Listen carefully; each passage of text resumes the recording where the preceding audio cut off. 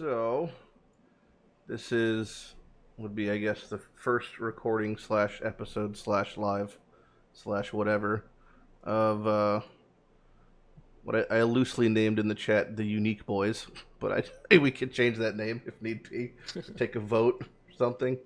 Unnamed podcast number 1, consisting of me, Lighty, Iron, EZTrickShots, the boy Legi, and then Manni the man. And yeah, why don't we just, I guess we'll go around starting with Iron and then Legi, Manni, and do like a basic introduction as much as you see fit. So take it away. I'm IronVsWild. I just go by Iron. Stream at twitch.tv/IronVsWild. Don't have any YouTube or any other stuff like that. I'm just a degen who likes to play the game. Regarding unique collecting, I've 100%ed in standard twice now, and I'll probably do it again. Well, that's pretty much all you need to know about me. Yes. And he loves D&D also. Oh, I do. There you go, partial tattoo. Nice. Hey, PoE too. Don't forget about PoE. Hold on. There's a picture of Navali's tits in his left arm. I got a mirror, man. Yeah. The official first mirror in Path. Yes, sir. Very nice. Hey guys, I'm EZTrickShots. I just go by Easy. I don't really have a Twitch presence, YouTube presence. I've just really like the ARPG genre. Started out in like D2, really young, and into D3, and as probably most of us did. And then once I found Path of Exile and Breach League, I never really turned back and just, started out trade league player, 40-40 every league since, and then Harvest League, it kind of, I guess the trade league got a little staler, so made the switch to SSF, and again, then just because Harvest League you could really do anything you wanted, built all the builds, and then started the unique grind, and here we are, 9 months past Harvest or whatever it's been, and still at it. So that's about it for me. Cool beans. Legi? Yeah, I go by Legi in most of games, so Twitch TV, Legi1 as well. I've been streaming for quite a while, but just a small friendly DGN stream. But I've been playing PoE for quite a while, I think like 5 years now. I started like Nemesis, I think. Didn't like the game, quit because it was too slow, too clunky, and came back in Legacy and just didn't look back since either. So the unique collection trip was started pretty much because of money, I would say. So it's all his fault. Yep. So I've watched his stream, and it was really fun what he was doing. So I joined in, and here we are. Here we are at the top. At the finish line. Here we are indeed. You're up, Manni. Yeah, I'm Manni. How long I've been playing PoE? Must have been at least 5 years now.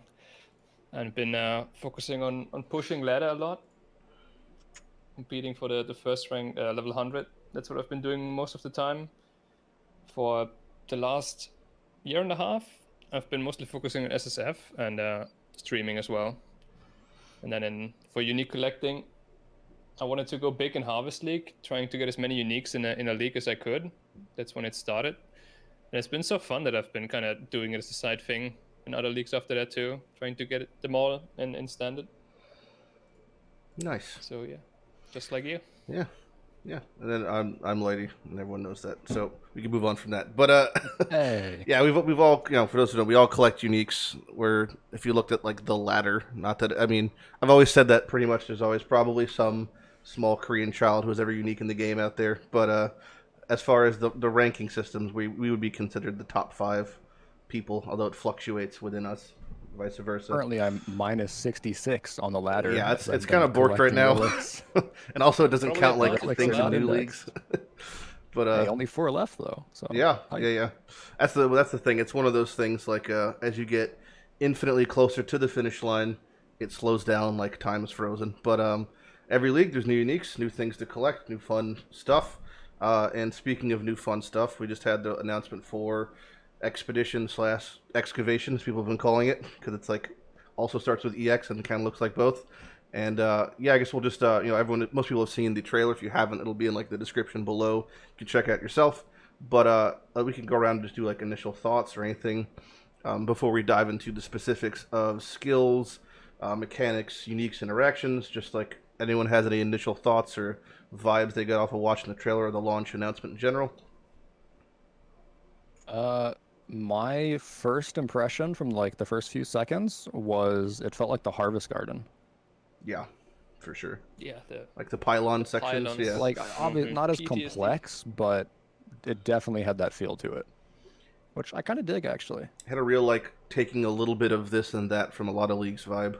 Yeah, like Abyss too. Yeah. Yep. Yeah, my first impression was I didn't really like it, to be honest. It's it seems kind of wonky and slow,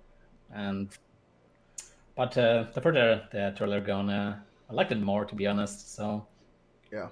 the first impression wasn't that good, in my opinion. Yeah, I don't like to be negative about something I haven't played yet. But So, yeah, it's Wait. just I'm not positive about it so far. I'm not excited. it's but a good thing to mention. Like we are all slightly jaded because of how much we play in a way. Whether it's just from experience or maybe we know better because we've played many leagues. But I feel like oftentimes they introduce these mechanics and it almost feels like they put 4 devs in a room and said everyone make a league and then just took all the ideas. Like kind of gives me heist vibes of like we have the rogue markers and then there's this other mechanic and then there's contraband. Like we could have definitely lost one of these and it wouldn't have made a difference. So I feel like it's going to give similar vibes in the land of expedition. I feel the same about these 4 traders that Yeah. you haggle with and gamble with. It seems kind of pointless in the trailer, I but like some of them. maybe. Like the dude who like upsells you to improve your items seems pretty cool, but the little midget guy who you actually have to haggle with, like what's the point? You're just wasting your time, just right? frustration, like, I you guess. scale a slider a little bit, and then eventually maybe he'll get mad. Yeah. Maybe he'll say, "Yeah, like just let me buy the item." Like I don't need a little mini game there. Well, it's oftentimes they conflate frustration with difficulty. It's just been a part Yeah. of Path for a while now. Yep. Yeah, I think like I just going into like a league of apparent nerfs, kind of like slightly overshadowed like hypeness again to a degree. But I mean, again, it's needed, and we'll always adjust and stuff. But yeah, I mean, other than that, I mean, it definitely seems like a cool concept. I mean, I'm excited to get in and try it out. I just hope it isn't such a slow mechanic that you can kind of just blast through. You're spending 1 to 2 minutes in a league mechanic, and maybe you're spending 45 seconds in the rest of the map, kind of thing. But It's one of those things where it feels like it may detract from the experience of mapping, which often feels bad when you have to stop mapping to do something, unless that something is the entire point of the league. Like you have things like Delve, which is like, all right, I'm in a different universe now, and I'm doing Delve things, and that feels like it's not just detracting from maps, but a different space altogether, versus something maybe like Heist, which oftentimes feels like I don't have to go back and forth, and I'm not really doing something separate. I'm now being sidetracked, or I'm now having to prep for a mechanic, which might feel more draining than just having it naturally introduced in the mapping system itself. I think it really did actually feel like Heist kind of a lot. But I forgot what they were called, the blueprint-esque things. Yeah. I hope will help with that, because they seem a little bit. Logbooks, I think.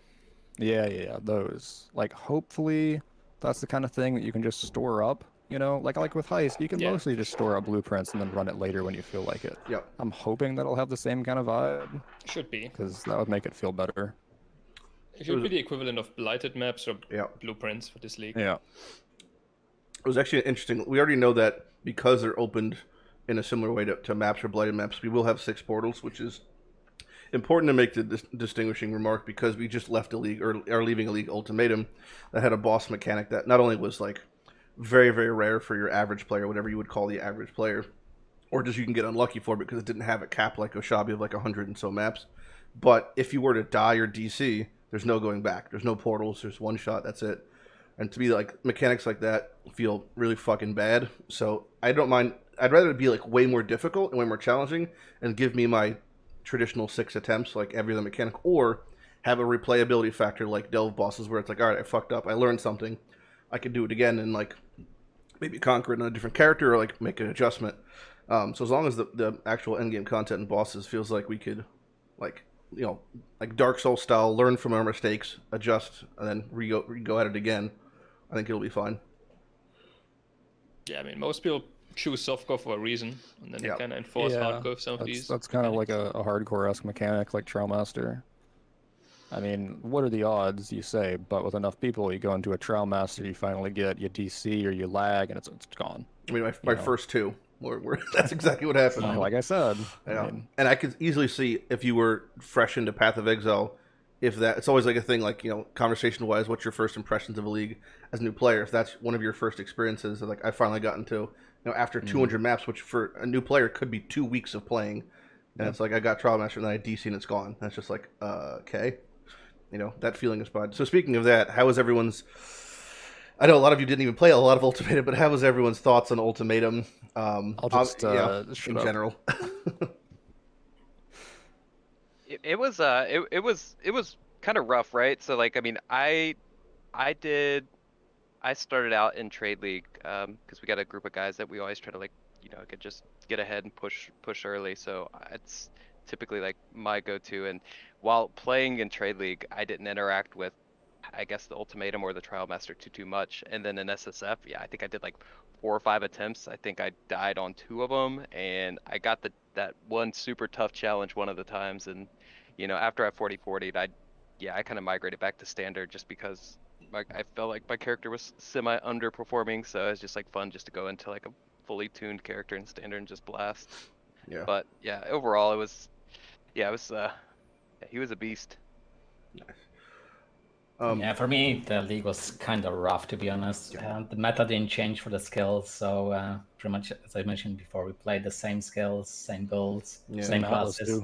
Yeah, same Atlas. That's a really good point. So it was pretty boring at the time. So I started with racing to level 100 and Souls up on softcore, got rank 5. It was really fun on that front because I usually do that as well, same as Manni. But the league itself felt very hollow at the end. Obviously, I don't want to be a negative entity, right? Didn't like this league, didn't like that one league, but I really dislike when we get balance through the randomness, same as, for example, Abyss, and you just get shafted sometimes, even though like you can average out over, like, let's say 2,000 maps, but who runs 2,000 maps without like feeling good, without getting anything sometimes. Yeah, it's not a great feeling. I mean, I just passed 5,000 maps this on Friday stream, this league, and I'm still missing 3 out of 6 Ultimatum uniques. Like, that feels fucking god awful. And granted, I've been running them almost all white, tier 14 to 16 maps, just going to Ultimatum then leaving, like doing nothing but that, and it just feels so anti PoE because it's like I don't want to be running my maps white, but it's the only way to like ensure that if I engage with this mechanic that I only have one shot at, that I get myself the best chance of doing it. And it just feels so, like, you know, unfamiliar with what we've been doing in PoE, and not in like a refreshing way, but more of like a sad way. Yeah, also, the worst part is, sorry to interrupt you, but the unique is not guaranteed by any means. So like if you're looking for a trial master to get a unique, it's not guaranteed at all. It's like a 50-50, I think. Yeah. It seems like 45% chance helmet. Like the bell curve effect too, right? Like where they say average 50-60 maps from T14 plus, but you could literally get the unlucky seed and go 300-400 maps and not see them, right? Like so. Yeah, you know, there's almost 600 was my streak, which apparently was one in like 20. Yeah, that was like very very rare, but I still am not convinced it's 1 in 50. I've got deep Shadow Council conspiracy themes. No shot. To me, it just seems not even close to that. It feels like a step up to me of the Quarry effect, right? Yeah. Because there's always the issue of league mechanics where in Quarry it's just faster to access them.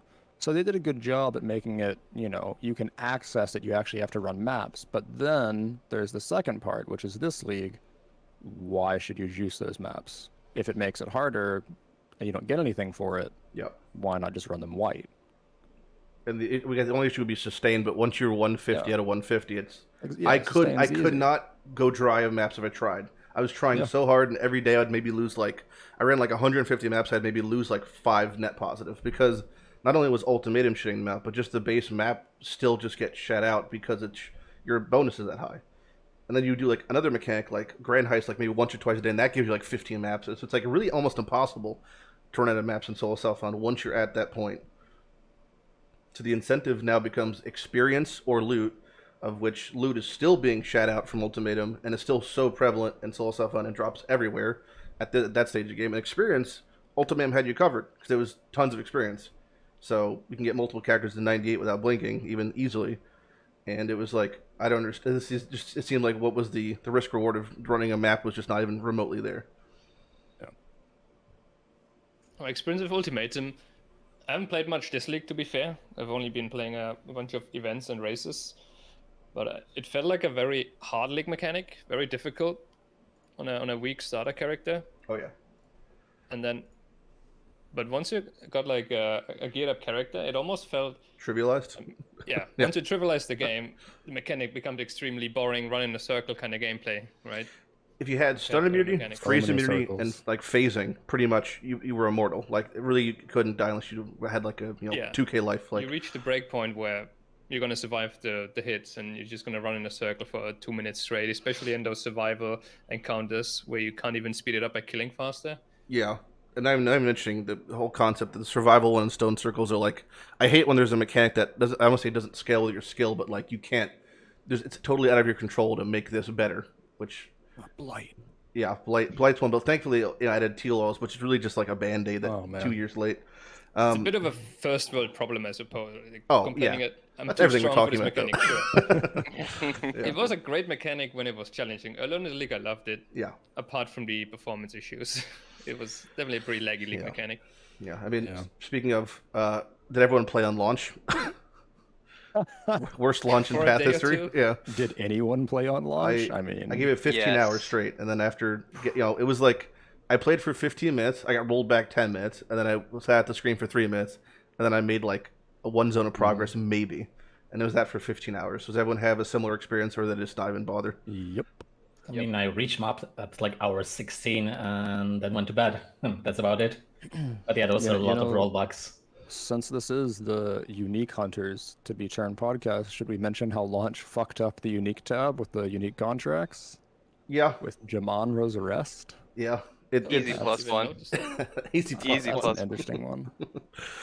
I actually think, Lady, that you got that fixed from the Unique tab, because it was around the time that your charity league started that it stopped showing up as unowned. I take full unknown responsibility and praise for that. Sure. Thank you. Do you want to actually go into a little detail? I don't know if people don't know, just explain what you're talking about. Yeah. I could show a picture. That'd make it easier, but I honestly don't know how, but I can explain it. So basically, the queue times for Ultimatum start were super slow because someone made an error of only transferring ritual characters to standard when you started like a new league or a new character.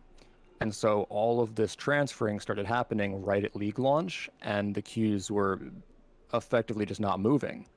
So what they did was they halted that transfer and said some stuff might not be available for a while. Somehow, some uniques like disappeared from the unique tab and then reappeared later, but the unique contracts, for some reason, in the unique tab, so right now what I'm looking at is the contract Heart of Glory. When I hover over it, it says it is the Slaver King, and every single unique contract in the tab says it's a different one. And then it said that I was missing the twins. I thought GGG sniped my twins contract. One of the contracts in the unique tab, if you had them in there when they did that change, says it's Jamonra's Rest, but is actually breaking the unbreakable. And Jamonra's Rest, if you remember back to Heist, was actually the unique contract that was supposed to drop Corpse Walker, but GGG couldn't figure out some issues with it, and so they just made Corpse Walker a global heist drop and never released the contract. So you don't actually have it because it's not a real item in the game, but somehow the unique tab thinks you do, and also doesn't think you have the twins, so you can put in an extra unique twins contract. So just PoE stuff, right? Yeah. Yep. Pretty straightforward. Yep. Good stuff. Fun times. Fun times. Anyone have any last thoughts on Ultimatum or anything they want to say about it? I guess the one thing I'll mention before we dive into that, if we're going to, is just that the concept, when people hear often, this league is not going to go core, what that means is it's not going to go core this upcoming league. Like, pretty much every league, I think you can correct me if I'm wrong, but every league in Path of Exile's history has gone core in some way or in function. You could argue League Stones didn't in Legacy League, but they kind of did from Scarabs. And then Synthesis was bastardized into a unique map form, but every mechanic and unique acquisition has become available in some way. So most likely, if it's not this league, the following league, Ultimatum will come back as a mechanic, or just uniques will be reintroduced, or maybe just inscribed contracts. What do you guys think will be the way they decide to implement Ultimatum when it does come back into the core game? Most likely 8% mechanic like the other ones, right? That's what I would expect. Oh, 8%. The old 8%er. Seems like the perfect example for it. You encounter this guy, it's an extra encounter in your map. You think they're going to tweak the spawn rates of Trial Master then? Because 8% on Ultimatums, you'll see him once every 600 maps. Yeah, that could definitely be. I mean, they're not putting in it next league simply because they want to rebalance it. So I definitely expect some rebalance in how difficult the encounter is and how long it takes. With the spoiler nerfs that we're going to get next league, an Ultimatum encounter is actually going to be very difficult. Not nerfs. Compared to the rest of the game. I mean, also you can compare it to Ritual too. Like 8% is kind of a meme, but Ritual with Atlas passives and I got Watchstones is really damn good. Yeah, Echoes for Ritual is insane. Much better than the core mechanic. For sure. So I think it's totally possible we see those. Especially for the point of Ritual, especially for actually obtaining the bases, which I would say arguably is the most important. Yeah, the important bases, part. the unique. More likely now, I would say. If you juice it up. Yeah. Oh yeah. Yeah, I'm really hoping for reintroduction of Ritual. I think that's my biggest hope for next league. Like connect Ultimatum and 315 that we're gonna get Ritual, so we can get those juicy items like Headhunter, Mirror, and our Soul Found experience. I just like to experience it. Yeah. Oh well. Easy. I already forgot what I was gonna say. Fantastic. One thing I do think that will happen is because Ultimatum and is split between two different sections of unique drops. That's the ones from the Ultimatums themselves, and you have the boss drops. And considering we just had all the League exclusive introduced as far as the core game, I got a slight feeling that they might introduce the 3 Ultimatum uniques, the shield, the wand, and the boots that were part of the Ultimatum acquisition from even starting at level 12 to just the core game. And then they're going to make the 3 boss ones stay boss, and we'll have those come eventually. That's actually what I was gonna say. Yeah, I was on the same wondering. page, baby. We'll see. Yep. Oh yeah. That was words out of my mouth. Yeah, I was wondering. It's like, are we gonna go ahead and get like the boots or whatever, and the wand and stuff.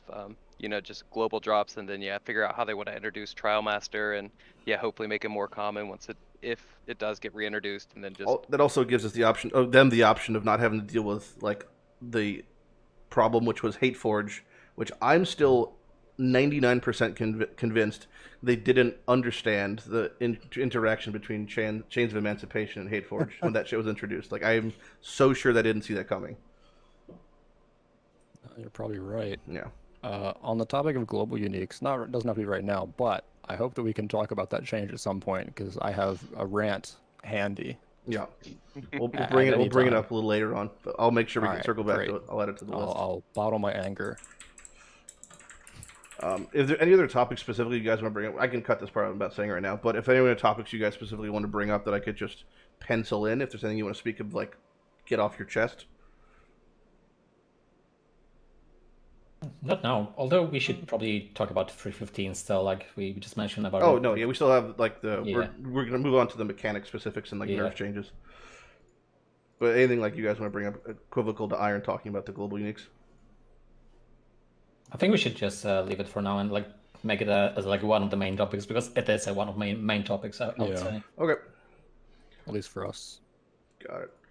All right. So moving on to, we've talked briefly about the 3.15 expedition / excavation mechanic specifics as far as what we expect to see, but also with 3.15 came what would be described as a slew of nerfs and very minimal buffs, whether it's flask nerfs. Or the big one for me personally was the triggering abilities now costing mana Granted, I do think it's only the cast-on gems will cost mana, but we have to wait and see the patch notes. Maybe even things like Cosprees or Mjolnir cost mana, which would be, to me, catastrophic, or Spellslinger. What are your guys' thoughts on any of the buffs you want to talk about that came out of this expansion reveal? I think the main takeaway for me with the Flask stuff was ailment immunity. I don't know about curse immunity, but and they said they were going to deal with some sources of ailment immunity, which probably means Pathfinder stuff, elevated Shaper boots, and maybe Inquisitor, Craft. yeah. But I mean, I'm not trying to open a strong box, realize I'm frozen, and then hit a Flask. So, Yeah. About ailment and curse immunity, we're gonna see that on the manifesto, balance manifesto in, when is it, tomorrow? 2 days? yeah. Yeah, like speaking on the Flash stuff too, again, like if you're like deep delving and you're like ZHP characters and like you're in a Nemesis zone, I mean, You're I just think, dead. yeah, I mean, like I wonder if there's any buffer, like, cause isn't there like an auto trigger or something with some of the Flash now? After Like, it's already happened, though, yeah. Yeah, it's like, yeah, is that You gonna can't just roll it. You got to find the orbs. Yes. right? So yeah, I mean, is that gonna be like a deep delve killer, right? Like to or is that gonna be like a navigate around Nemesis zones, etc. Like It's it'll also be deep delve, interesting. Whatever it is, it can't kill Deep Delve harder than they already did. Yeah, for Yeah, sure. it's already dead. Fair enough. Exactly. Fair enough. We can have some faith in that. The Flash changes, I think, are an interesting, like, it's like almost like a little ethical conversation, because they mentioned something along the lines of, we know that, like, RSI or arthritis or wrist strain is a concern, so we implemented a form of auto-triggering flasks, which is such, to me, like a false like narrative they're almost pushing, because it's been 8 years that people have been complaining about it. A. B, if the concern was that you're trying to have wrist strain be prevented, why wouldn't you just make it a modality on a flask and not make it a currency that you may not be able to acquire until maps 4 of? Like, if they say it's as rare as baubles, I think there's been times I've gotten to maps not seen 4 baubles because I'm just playing the game. So if, like, if I had a disability and my wrists were all fucked up and I was playing Path, and it's like, it might take me 30 hours to get to maps, and now the entire time I have to look for a currency so I'm not in pain. Like, it seems kind of strange if that was their point of view. Yeah, I completely agree on that point. Also, the thing is, I think nothing will change anyway. We're still gonna Piano Flask. It's just gonna be a bit more annoying. Yeah, exactly. And we're just gonna need to like invest into, I don't know, Flash Chart Gain on Tree or on Belt or something like that, and nothing will change. So I really think that's just pushing the false narrative on that front.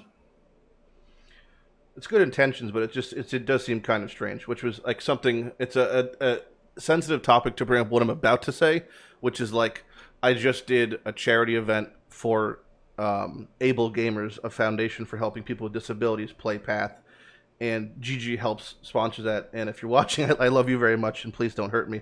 But because you sponsored the entire event. But there's a lot of things in Path of Exile that are not disability friendly, and this is like one of them in a conversation of having like that we want to reduce the amount of input so that there's less strain and less clicking, but then we still have things like coin stacks, which allegedly are being fixed potentially, but like it is crazy the amount of physical strain, and we've all had sessions of like maybe even 24 hours or more sitting straight, which is not healthy. So it's just kind of all compounding that no game makes me click as much as Path, and it's like a necessity, not even a form of min-maxing. It's just I have to click this much or I can't play the game. Especially in SSF, I think. Yeah. Like even more so than in trade. Because like just as an example, what I'm doing right now, I'm just farming relics for fun. So I'm doing Nemesis currency maps, which if you've done one, just has a billion currencies, god-awful amounts of clicks. And, in trade, you could probably hide everything that isn't like chaos tier or higher, but you can't do that in SSF. You got to sustain, you got to have scour routes and stuff to make more maps. You got to pick even more stuff up. So, like, the obvious thing would be having some sort of, like, other games have mechanics, I don't want to just name, like, Diablo or whatever, but if you hold down left-click on a currency, it zoops them all together in a pile. Like, I always wonder if these are not implemented because of design choices, or is it technical limitations on their end? Because Path is a complicated pile of spaghetti at this point. To the point, you could even make that in, was it Heist League? When they implemented things in the beginning of Heist League, which was a shit show for a variety of reasons. I understand it was like people working remote and you had coronavirus, but when you introduce a league, it's very strange to me because I'm a layman in coding when they could implement the league and now somehow Bestiary is broken and now somehow Abyss is broken. like, how is things in the back end getting so crangled when you're just making a new league? That seems like I don't have a source on this, but Yeah. regarding the like AOE vacuum pickup, Yeah. there was a Reddit comment by Mark GGG at some point that essentially said it's not nearly as easy as it might seem. Oh, And, I'm like, sure, it was a yeah. lot of work. yeah, So yeah. But if Blizzard can do it, anybody can at this point. So I mean, like, I'm sure they could do it, but it's a question of whether it's worth it for them, and those are Yeah. very different got- things. You got to feel the weight of the items you're picking up. it's true. I've Physical felt on the your, weight. your body. Yeah. After the 9,000th jeweler of the week. Yeah. What the else? way they want to yeah, go sorry. is just change the design of the game to not have these situations where there's a ton of items. Like, I'm really expecting a Nemesis currency Sexton nerf for this reason. Yeah. Same. I mean, Yeah, agree. last map last night I was recording for today's All For One episode, which I think comes out soon, and as I forgot I was in Standard trying to get it farm a temple. So I was in Greenwich area. I forgot I had the setup for Valkyrie key farming because doing the whole Nemesis Sexton thing, and just as I was walking through, I got 2 Valkyrie keys, which in like 30-40 chaos, and it was accidental, and it's like it's kind of ridiculous how not to say easy it is, but once you understand the setups of these things, it just kind of snowballs from there. So I totally understand why it needs to be nerfed, which I guess is also the reason why they're nerfing Harbinger again. But to me, that's like a real fucking feels bad. Like I actually really liked how they reworked it, because the issue with, besides the crashing of the old passive, was that you just entered the map and it was all there. But Yeah. this one actually scales based on your investment. But it probably scales a little bit too hard. So couldn't that be rectified by potentially just removing the amount of rares and implementing more wider magic mobs? Yeah, I don't know exactly how Harbinger spawn rates and stuff work. I mean, you could also just tweak the number on a King Harb for I think it's 30% now. You could probably make it like 20 or 25, but knowing GGG, 5. well. So speaking of nerfs, what other nerfs did you guys notice aside from like the flask ones that you felt were impactful, or even to the point of like, I think the bulk of nerfs for players like us, honestly, will just be minor inconveniences, because oftentimes our time input and our skill level is so past that it'll kind of become irrelevant. But for the large bulk of players, that's not the case. So which nerfs do you think of the ones upcoming are the more impactful ones? Well, they are gonna nerf the damage number on support gems, especially the ones that only give you flat damage, right? Or Yeah. I shouldn't say flat damage, but only a more multiplier. Stuff like melee physical damage and control destruction. I think Chris said damage of builds is going to reduce by 20 to 40% depending on how many of those gems they use. So the game is going to be significantly harder for everyone, for every build. Yeah, that feels It's like like- it hits casuals way more than guys like us. Yeah. Yeah, I agree with that. I And mean, also, that's like losing a link. That's huge. Yeah, so that means they're gonna have to play on 4 links instead of 5 links too. So Mhm. Oh, no, no. What were you say, Leggy? I lost my train of thought, sorry. Fantastic, bunch of goldfish in Sorry, here. Leggy. squirrel. Yeah, it's I do feel like often like these changes more than the previous ones are like a huge detriment to the newer player, because especially ones that they talked about bringing back the good old days of Path of Exile, and when it was really hard even to progress to the axe. But I think that still is true for newer players, and oftentimes I do feel like I don't want to treat newer players like buffoons, but I'm not thinking of newer players in the sense of you've already played leagues, but newer players in the sense of this is recommended by a friend, and this might be your first or second ARPG. One of your first experiences with the game might be progressing through Acts 1 and 2, which arguably are the hardest acts if you've never played Path, because you just don't understand what is happening. And if now that experience is way more punishing, I worry about like the overall health of the game as far as introducing new players to Path and be like, hey, come play this game, and they're getting ramrodded by Hillock now, and they're just like, all right, fuck this. I mean, Brutus and Merveil already kill a lot of people. Yeah. Like, if you're not prepared, they fuck you Yeah. up. That part where they're going to rebalance the entire act, I think it's only going to be Act 1 for this expansion, but they said by a year from now they want to have rebalanced the entire story to make it a lot more difficult. That part I didn't really agree with. Like, the story is already like hard enough for new players, I feel like. Yeah, like at first, your Sorry. first character, it's a very, very noticeable difference in progression if you're even just kind of walking through from Acts 1 through 10 on your first character versus your second character when you actually have like uniques and stuff. It's like it's hours. It could be hours of difference. because that literally is the the difficulty increase, especially with like things like Merveil. You have, if you don't have cold res, she fucks you like instantly. I mean, it can be brutal. But I like the idea of the general difficulty increase, but as long as it's not in a way that is, it's always a very fine line, right? It's like I want it to feel punishing but rewarding, but not like demoralizing. And I think that line was probably fine before, and I think it's probably going to be pushed over now. Yeah, the people that want to get to maps, sub 4 hours, just as quick as they can, there's gonna still be a way. Like there'll be ways to still, brute force it. So yeah, again, it's another one that I feel like the most of this, the casual or more casual players are gonna be that are gonna feel the blunt end of this one, versus people that play the game, a whole bunch. Yeah. So, I mean, that's pretty much how it is with every nerf, though, right? Like, I feel like nerfs generally hit casuals way more than people that are experienced because we know how to work around it. That's true. Maybe except for fractured fossils.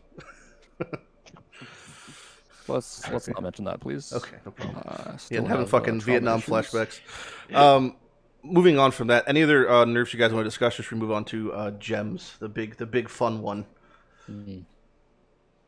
Oh, you want to talk about the COC ones? This upcoming league is going to be like a big cut for PoE in terms of difficulty, and it's going to be like almost a new era, is what I said earlier. Yeah.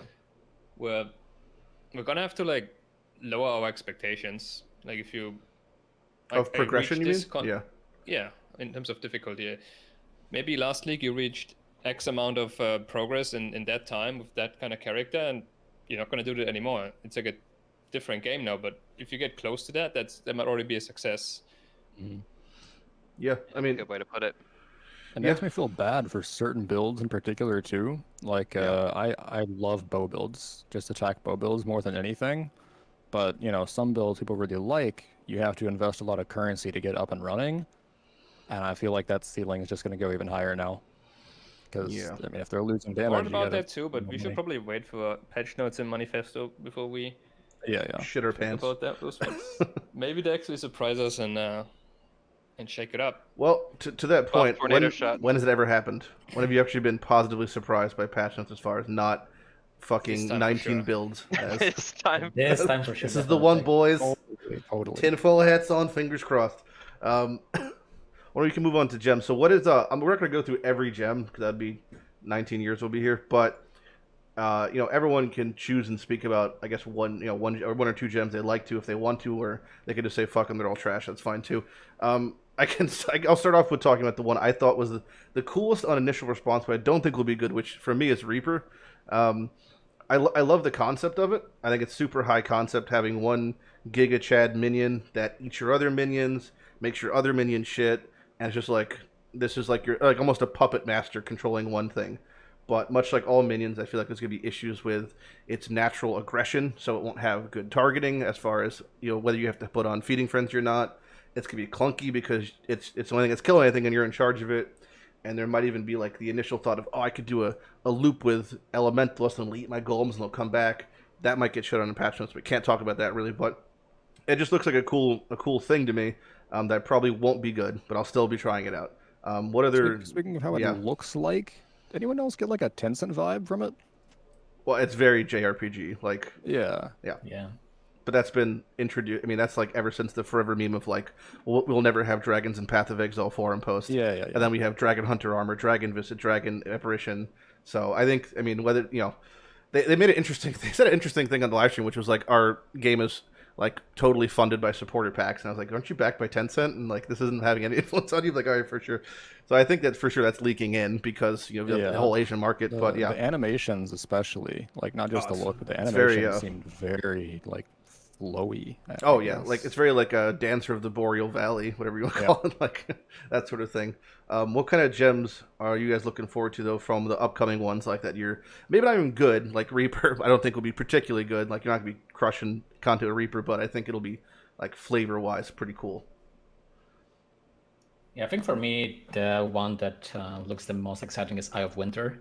Yeah. One that the circle that spins out the projectiles. And Probably the it's best. like a, I mean, if I had to just pick one in the dark, I'd probably say it's probably the best one. I would say so. Yeah. It looks really similar to like the Frozen Orb from Diablo 2. That's probably was their Just copy reference pasta. Yeah. Yep, that they wanted to introduce it for a long time. Which is fine. I have no problem with them taking.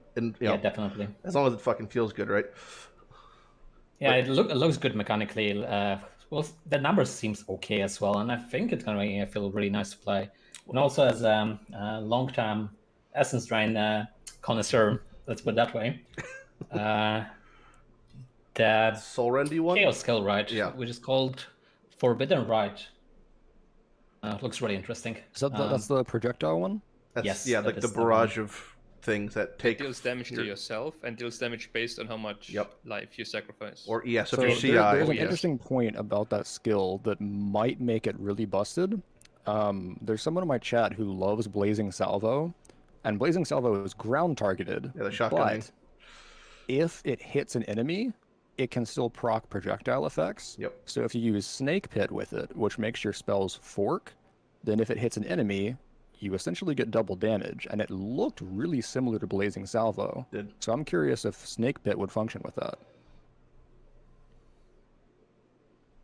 I'll go ask Chris right now. We'll find out. Do it. I'll tell him. It does look really cool though. I mean, I think it to me like reeked of being CI or having Corrupted Soul on to have some sort of split damage, like to get the most bang for your buck. Yeah, I think you have to be CI because it deals chaos damage to yourself, which you can A lot. just circumvent through being CI. So like, I don't think live builds are playing this dude. No. Hey, don't hate on Divine Flesh.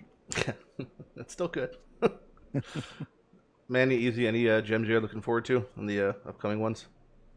I feel like in general, the design has been pretty good. Like there's a lot of new archetypes opening up. It's not just take an old build and swap in this new gem and now we can use this new gem. A lot of them need like completely new ways to build around them. Like the blade trap, that's the name, right? Yeah. That one, I like that one a lot. But it's the first time we get an attack trap that is based off your melee weapon. And not attack speed also. That's the cool thing, yeah. You can have a slow as fuck weapon. Traps or mines before for like with range weapons, but it's the first time we can scale them off melee weapons. It's like basically a completely new tree that we've never seen before. Yep. Similar thing for the Battle Mage Cry. That's also pretty much a new archetype of builds. Yeah. If those skills are good, I can't tell yet, right? We'll have to see. We have to see the numbers and tends to not be the case. Like interesting for sure. Yeah.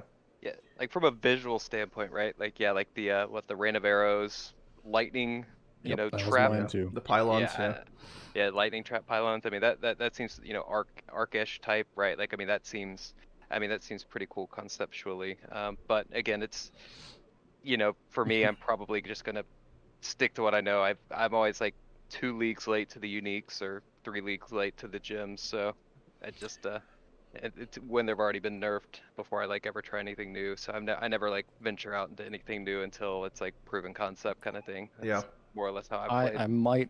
I might do it for you. I'm considering league starting as a lightning toxic rain. All right.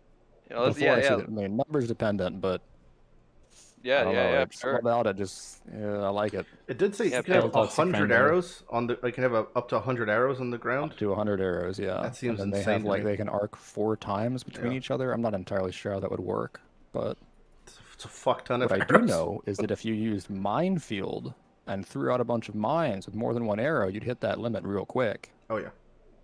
So. Put on fucking Quill Rain. Good to go. True. Yeah, no one named clearly the best skill, which was the concoction, throwing of flasks. You know. Oh god. Yeah. Talk about high concept. There's so many cool things. That's like such flavor. I think that's one of the coolest parts about like I love that they just introduced 19 gems. I would always prefer this over like even rebalancing heavily. Just like do minor tweaks and be like, here's a shit ton of gems. Have fun. Because I think one of the coolest parts about Path in general is the kind of the way that like we're like a kid in a sandbox and they're just throwing us tools. And we could just make whatever we want. So I think this is a great thing just to see a bulk amount of gems being shat out. Yeah, it should definitely be a great league for the player base that loves to experiment with builds. Mm-hmm. So much new stuff to play with. Because the last 1 or 2 leagues have been kind of stale in that regard. Yeah, I mean, you and Legi have both just started Poison, Bladefall, Blade Blast 2 or 3 leagues in a row now to your first 100? I think I've only used it in 1 league, but I've used it in multiple races. So yeah.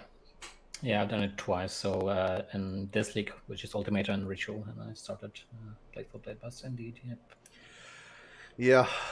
So some variety would be very welcome. Well, it's an interesting point that I think Chris brought up, which was he initially talked about we're trying to nerf the back to the gems thing and support gems, where it was like, oh, we're nerfing controlled destruction because we feel like it's too strong. We want to introduce a more variety of gems that you guys can use, and as far as like what doesn't become immediately the best choice. But I think that's kind of again like a non-starter, because at the end of the day, everyone's just going to, for the most part, just plug it into POB or do the math and just pick, like, all right, this is the best 6 gems now. It's like, well, control destruction's out, but crit damage is in. Like, nothing has really changed as far as what we're doing.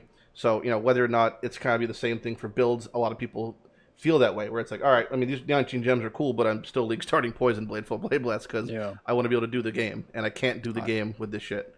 I don't think the way to go about it is nerfing the damage of the damage supports. I think it's offering appealing aspects to the less or non-damaging supports. Like, for example, I've maintained ever since Heist that either regular Pierce or alt quality Pierce should pierce proximity shields.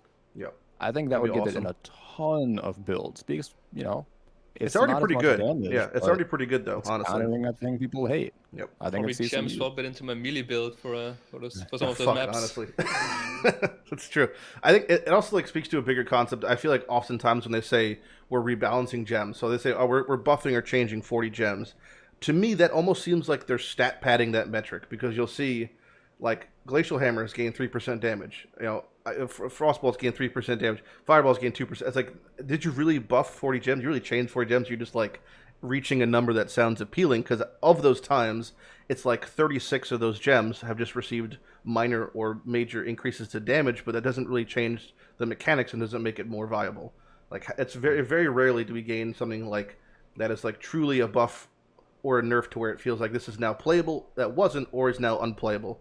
Like, you could make the argument that Blade Vortex lastly got like rat fucked 4 different ways, and that was a way of saying, all right, we don't want you playing Blade Vortex really anymore. But I feel like that's even the wrong approach to always go after the mechanics of ability, because I don't like, if they just you could always take damage away from things and I'll be able to still play it, but if you start affecting the mechanics of it, now it feels like it's not even the same thing anymore. Like Thunder attacks. I really hope for this set of patch and then this patch that they actually rebalance the gems properly, because this is a best opportunity for them to do. So changing the difficulty of the game. Already announced they're not going to do that, because they said they're just going to be buffing melee skills. Yeah. Well, and again, buffing melee skills could be like Ground Slam gain 3% damage. That they've legally buffed a melee skill. So I think that's kind of like the direction they're. Yeah, that's disappointing. And I really hope that they would do a pass on proper skills, because I think that's what is missing in current PoE. Like, the fun factor is just going down because we just don't have enough variety, and they just don't give us appealing options to try with and play the game with. I don't think it was mentioned, the like Bone Shatter skill that was like Jug the stun themed. Or which one?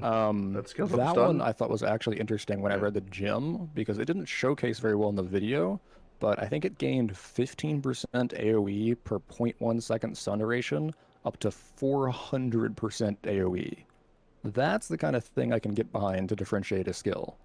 But striking something differently, not really it. Speaking of things were introduced, did everyone get like as audibly depressed as I did when we saw the skill that was like the baby headhunter, and then they mentioned it replaces the modifier? It was like the entire room was like, "Oh, sweet, oh!" Like, it's the saddest fucking thing ever. Yep. It's also super anti-synergistic, because it's themed around Slayer, and Slayer calls at 20% pretty damn often. Yeah, to have it low life. You only get the damage bonus when they're on low life. But granted, it's still 50% now. But it was very strange. It's perfect into the Slayer. I was like, what? Like, maybe if it was a damage bonus if they weren't on low life, but it just seems counterintuitive. Yeah. I mean, again, one stolen mod at a time for 20 seconds that replaces itself is going to be like, I can see a situation where you just, oh, fuck, I just killed man, I got Soul Eater. This is so sick. Oh, I killed another rare. Now I got 20% fucking cold res. Like, it's like... And it's gone, Yeah, it's going to be the biggest cock tease of all time. Even if it has a multiplier, even if it has all this stuff, it still feels like just another thing. There's like a real theme of these gems. Some of them mechanically are like dead on arrival. And I feel like that's another example of that. talking about the gems real quick. We briefly spoke about it before, but what are your thoughts on like the upcoming gems for trigger abilities, gaining mana costs? Just head shakes all around. I don't know enough about trigger builds to comment, honestly. Yeah. I've heard it's bad. That's about it. Well, it can't, unless they gain something, it can't be good. Yeah, it's really hard to say Yeah. before we get more information regarding that, like how they're gonna I've heard change it's it. really bad. Let's say that. But yeah, I think it's really bad as well. I just Like, I feel like from Yeah. my perspective, SSF or early league on budget builds, racing builds, that kind of thing, these cock builds, they haven't really been good anyways. So I don't feel like the nerfs are very warranted in that regard, but they've been very popular for softcore trade league endgame. I think I've seen 15 or 20% of PoE Ninja play cock this league, so that's probably what they went for. which I think is very strange still. Like, I mean, they're going for things that are popularity-wise big, but I still don't think that, like, I played COC to the point where it's been borderline mirror tier and Soul Self in Harvest League. And even at the uppermost echelon of its power capability, it never really felt insane to me. To the point where I was like, this needs to be nerfed compared to other things that have existed. Like, I think it's just more of an accessibility issue that they feel like you can maybe get this amount of effect at too early of a stage. And maybe they want you to, assuming that you can still trigger things like Cost Breeze itself without requiring mana, they want you to dual wield Cost Breeze. Like, that's like the thing they're kind of pushing. That's fine. But if this trigger nerf affects the uniques or affects Spellslinger, I do not understand how you'd ever use them anymore unless they had something. So it's one of those maybe we'll wait and see on patch note type things. But yeah.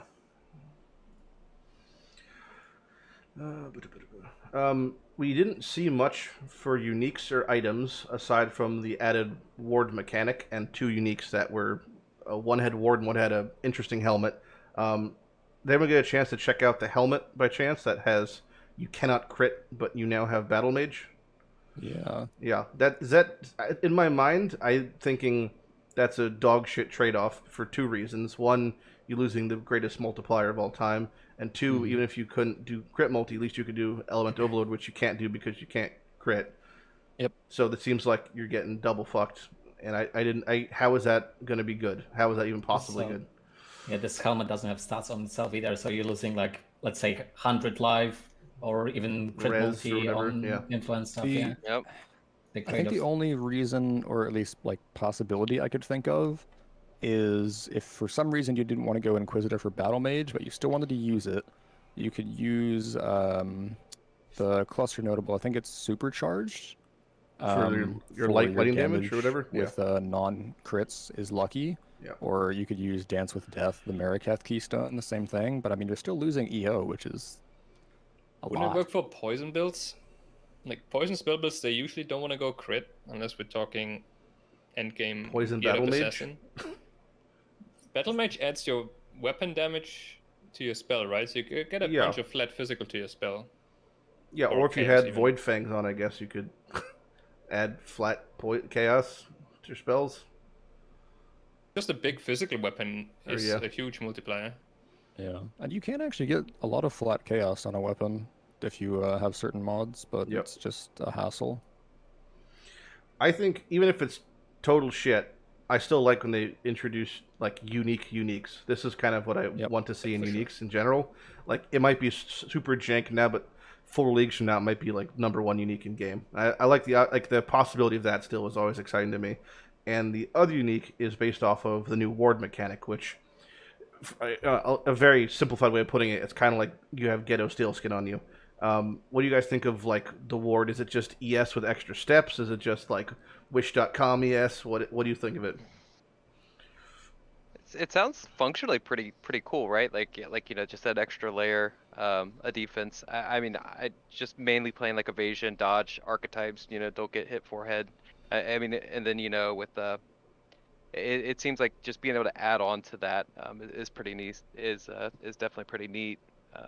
So I'll be interested to see like because like if you're playing like a bow build or something, right? Like I mean you're like 3k life anyways, right? So I mean it's not like you have like that big HP pool to mitigate a lot of stuff most of the time, depending on how you're playing it, I guess. But Yeah. so yeah, I think it's a cool interaction. I'm excited to see, some ward items kind of get built out and how they fully interact with your It's builds. good to note that the actual raw value of it is like way higher than ES, to the point where like yeah, I was gonna the say, helmet I think is whether like it's good double or not almost. is just Yeah. dependent on how high you can scale it. Yep. I think that just makes or breaks it. Yeah, exactly. I really think that it might be a solid mechanic, especially, for example, for bossing. Not even for the evasion builds, like dodge builds, block builds, any of those that can abuse like getting hit and not removing the ward. But even for normal builds, like getting, let's say, 1.5k layer of shield Yep. for a single hit, it's really good. Yep. For sure. For sure. Well, I hope we have more uniques to come. It's always, for us, one of the more They showed a exciting picture. things. They talked about sets. Yeah. It looked like there was helmet, glove, and boots in 4 different sets. It could be sets like ritual base type things. It looks like just like different bases of different types. It could be full unique sets. I looked like it could have been honestly both. I guess I hope they're accessible. Technically, if it's not only armor evasion ES, it could be sets for armor evasion ES and ward. Or it could all be ward, because the ones they've shown so far are pretty much like that. Yeah, I think as long as the content's accessible, as long as we have a chance at getting the uniques, it feels fine. And this looks like it's seeming like with limited information, this will be a much more accessible unique league, because they've already said that the uniques themselves, it was a line that said they will not drop exclusively from shops or the encounters. So we'll probably get a mix, hodgepodge of ways to acquire them, which is exciting. Like some kind of like Ultimatum, but again, less shit, which is exciting. Hopefully, we can see some cool things to play with. Because I'm still very sad I wasn't able to get the Ultimatum shield. I wanted to so play with that, but never got a chance to. So hopefully, we get some cool things here. Yeah, Manny, maybe by the time we start our little thing, we can figure out the strats to get those ones. True. The little thing. All right, we could on the agenda now. I have Q&A, and I have I have a list of questions here. We've been getting submitted from our various communities. Questions or the PoE questions? It's just a combination of both. I'm just gonna pick a couple. We'll do 2 different segments of this, and then we'll just see which one, whatever. So I'll try to get ones that are for each person and maybe ones for general. Well, the first one just says, I'm picking out, did Iron shower before this podcast? Good question. We do know he was covered in piss earlier, so. Look, I'll have you know, I answered that question pre-podcast, and the answer is yes. I showered last night. The answer was no, he's covered in piss still. Well, look, guys, don't do me like that. Come on. All right. Thank you. I was trying to convince them. Thank you, Iron versus piss, for the answer. The next one is a good one. What's everyone's favorite unique and why? We'll start with Iron because we were just both bullying him. Looks Shadow Stitch. I love that thing. To actually use, I think Devotos, just because I really like bow builds and it kind of covers. Helmet? Or yeah. Okay, that's a very OG pick. I mean, like on a bow build, once you get Devotos, you start zooming faster. You get some chaos res. It's a good helmet. It's a solid helmet. Amount of attack speed. For me, I think it's one that I don't even have yet, and it's Replica Forbidden Shaco. To me, is it's the greatest unique in the game for the sheer meme potential of having some super juiced support gem and then some baby shit support gem. It like reminds me of like Ogre Magi, like two little heads on a body, and like one's not quite functioning the same. I love the concept of it so much, and I just I can't wait to use it eventually. But look-wise, there's a lot of cool-looking uniques in the game. I want to pick one that's a very bitter choice. I'm going to pick Edziria's Acuities because I don't know what the fuck it looks like yet because it doesn't have 3D unique art, which is a sham to society. But 2D art, it's one of the coolest-looking items in the game for me. I cannot wait to see in 2040, whenever Path 2 comes out, what it looks like. Also, the fun thing about the Forbidden Shaker is you can roll the same thing on it. So you can have 2 supports that are completely different, can be the same thing. You can divine meme potential. Yeah, the big meme potential. I've tossed like about 150 divines on mine for fun, and I haven't seen Ice Bite yet, but I did see the Rage. Big one. Rage is cool, but it was level 26. Yeah. So, what about you, Legi? What's your favorite unique in whatever way? I think my favorite unique in the game right now is Adziri Step. I think it's just such a great thing to introduce a unique so long ago. It was Breach right Adziri, and still to be so relevant and so good, and just such a solid piece of equipment. Really, I'm always happy to see this item used, and always happy when people use it. So Man, all these OG picks, Devotos at zero I steps. almost mentioned that too. Really? Oh my Almost god. went to those steps as well. That's so I funny. just love dodge builds, and the boots are so strong. They're target farmable too, which I love. Yep. They've got everything you want. They've got dodge, they got moves, they got high evasion. I mean, like they got gotta life work in them. for them, but it's reasonable on a league yeah, step. exactly. They That's only get perfect. better. Unique. They like only get better with time, also, and then you can enchant them with a good enchant. Like it's the best. Yeah, exactly. And Truly that's the best thing, unique like, in game. Yeah, it's so old and so long introduced, but it's just still solid, which tested. Spell dodge, Hey, man. man. Yep. Well, you By is this that time. your answer also, Manny? At zero steps? You No, just- no, I gotta go with the carcass jack. Probably Okay, no the surprise fucking for the bacon my body. views, Yeah. but I like it big. I like AOE, and especially global AOE, because I'm a big fan of explosions, and Yep. there's very few ways to scale them. So you'll see me play carcass check a lot. And also I always get it, and I important never form. use it. I never use carcass check, and I always get it. I don't know why I'm always adverse to using it, but it's a classic. Again, it's another OG unique we've named. The only big downside though, extra gore. Yeah, Hate to that's- see it. Yeah, turn you it do. off. You gotta turn off twice. You gotta go into your game's reg edit and turn it off. What about you, Easy? What's your Yeah, what's your unique pick? I'm gonna go basic bitch answer. I'm gonna go headhunter, man. Like I don't know. Fair enough, Dude, I mean, it's such a cool item. I mean, although it's way overtuned. I mean, it truly is unique. And I mean, again, it got for a while where it's like if I didn't have headhunter, it's just like the game just kind of feels bad. There's a So, few like, every league that happens. If you end a league on a headhunter and you start without it, you're like, what the fuck happened, man? It's like you just came Yeah. off of like a bender or something. Yeah, exactly. So I mean, again, it really hits home. I mean, for me, for sure. I as will far say as, like- that I've been using headhunter for a week now in Ultimatum, and I find it almost exclusively detrimental to playing an Ultimatum league because it makes you so fast that I get like nauseous running in circles. And then Shroudwalker, I'm almost lost in Ultimatum because it needed me to the next dimension. So I think it's in most Shroudwalker's scenarios, such it's a most cases, it's great, but it is forever meme. And it kind of brings up an interesting point, which is a little bit a sidetrack. I talked briefly yesterday about how I felt that every unique should, within again a casual player's time spent of a league, become accessible. Because I don't like the ideas of uniques being rare when they're build enabling. I want like players to be able to, if they want to, use any unique, because for the most part, every build is enabled by rares, by uniques, and rares only augment that build in some way. Like very rarely is a rare the linchpin of a build for its functioning. So I kind of hate to see which I guess we could talk about right now briefly, when they introduced all the league exclusives to the game, a lot of these uniques became even more rare, which was a strange thing, and also muddied the pool.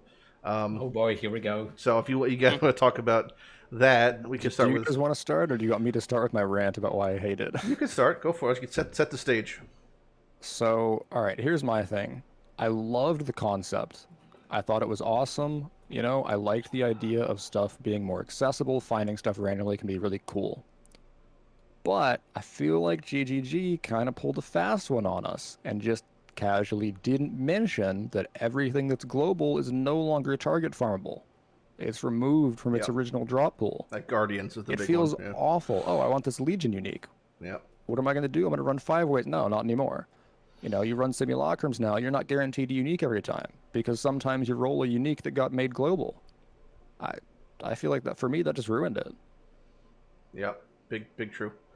That hurt our team. We did like a currency push, 100 push kind of thing this league to start it off, and that was like our thing. Like we had Headhunter after the game was actually stable within 24 hours, and so we were in 5 ways like Sunday, Monday, and we quickly realized that we were not going to be getting these Pledge of Hands and Asenath that we were so looking forward to getting. And yeah, that like I'm good with the global uniques, but it would be nice to be able to also target farm them as well in their locations. Just knowing that they could drop anywhere, but more likely to drop in their locations where they were last league. Because the ones that are common are shitting out, like sliver tongues, black canes. I look in the ground when I woke up this morning. There's a fucking black cane in the ground. Like they're everywhere. That's not like a problem. But the ones that are the ones that we used to put effort in, like we're saying the Asenaths, or even things like Brass Dome. Like I mean, I've seen 2 this league, but if I wanted to get one and you like with a gun to my head, I don't know if I could within a week because it's just what am I going to do? Just play Path? I mean, that's fine. And this is a very solo self-found complaint type thing. But in a way, this does also fuck up the trade league because these things that were now being farmable are no longer efforts being put forth to acquire them, which could have a huge price spike. And things like Headhunter even, I think, has overall probably gotten more rare, although I do think the cards are dropping more commonly. It does seem like it's just crazy rare. Headhunter itself is like minimum 10 times rarer. Yeah. Yeah, I want to say hugely rare now. Yeah, they said what before you could average like 600 to 800 ancient orbs, and like there was someone that did like 5K in standard, didn't get one or something. Maloney's just seems to be very rare off of ancient orbs. Yep. I tested that in standard. Which also might be shit on because the trigger update will save, but which would be just a waste. But yeah, it just seems like I mean, even the ones thematically, like the Legion ones or the ones like Simulacrum or the Guardian, Elder Guardian. I think all of us were like, yeah, they're going to add to the base game, so there's a chance you can get them all playing. But if we had to, we can always engage with the mechanic, which was to me so strange that they just had the stance last league about how they want you to acquire uniques through the mechanics that are introduced.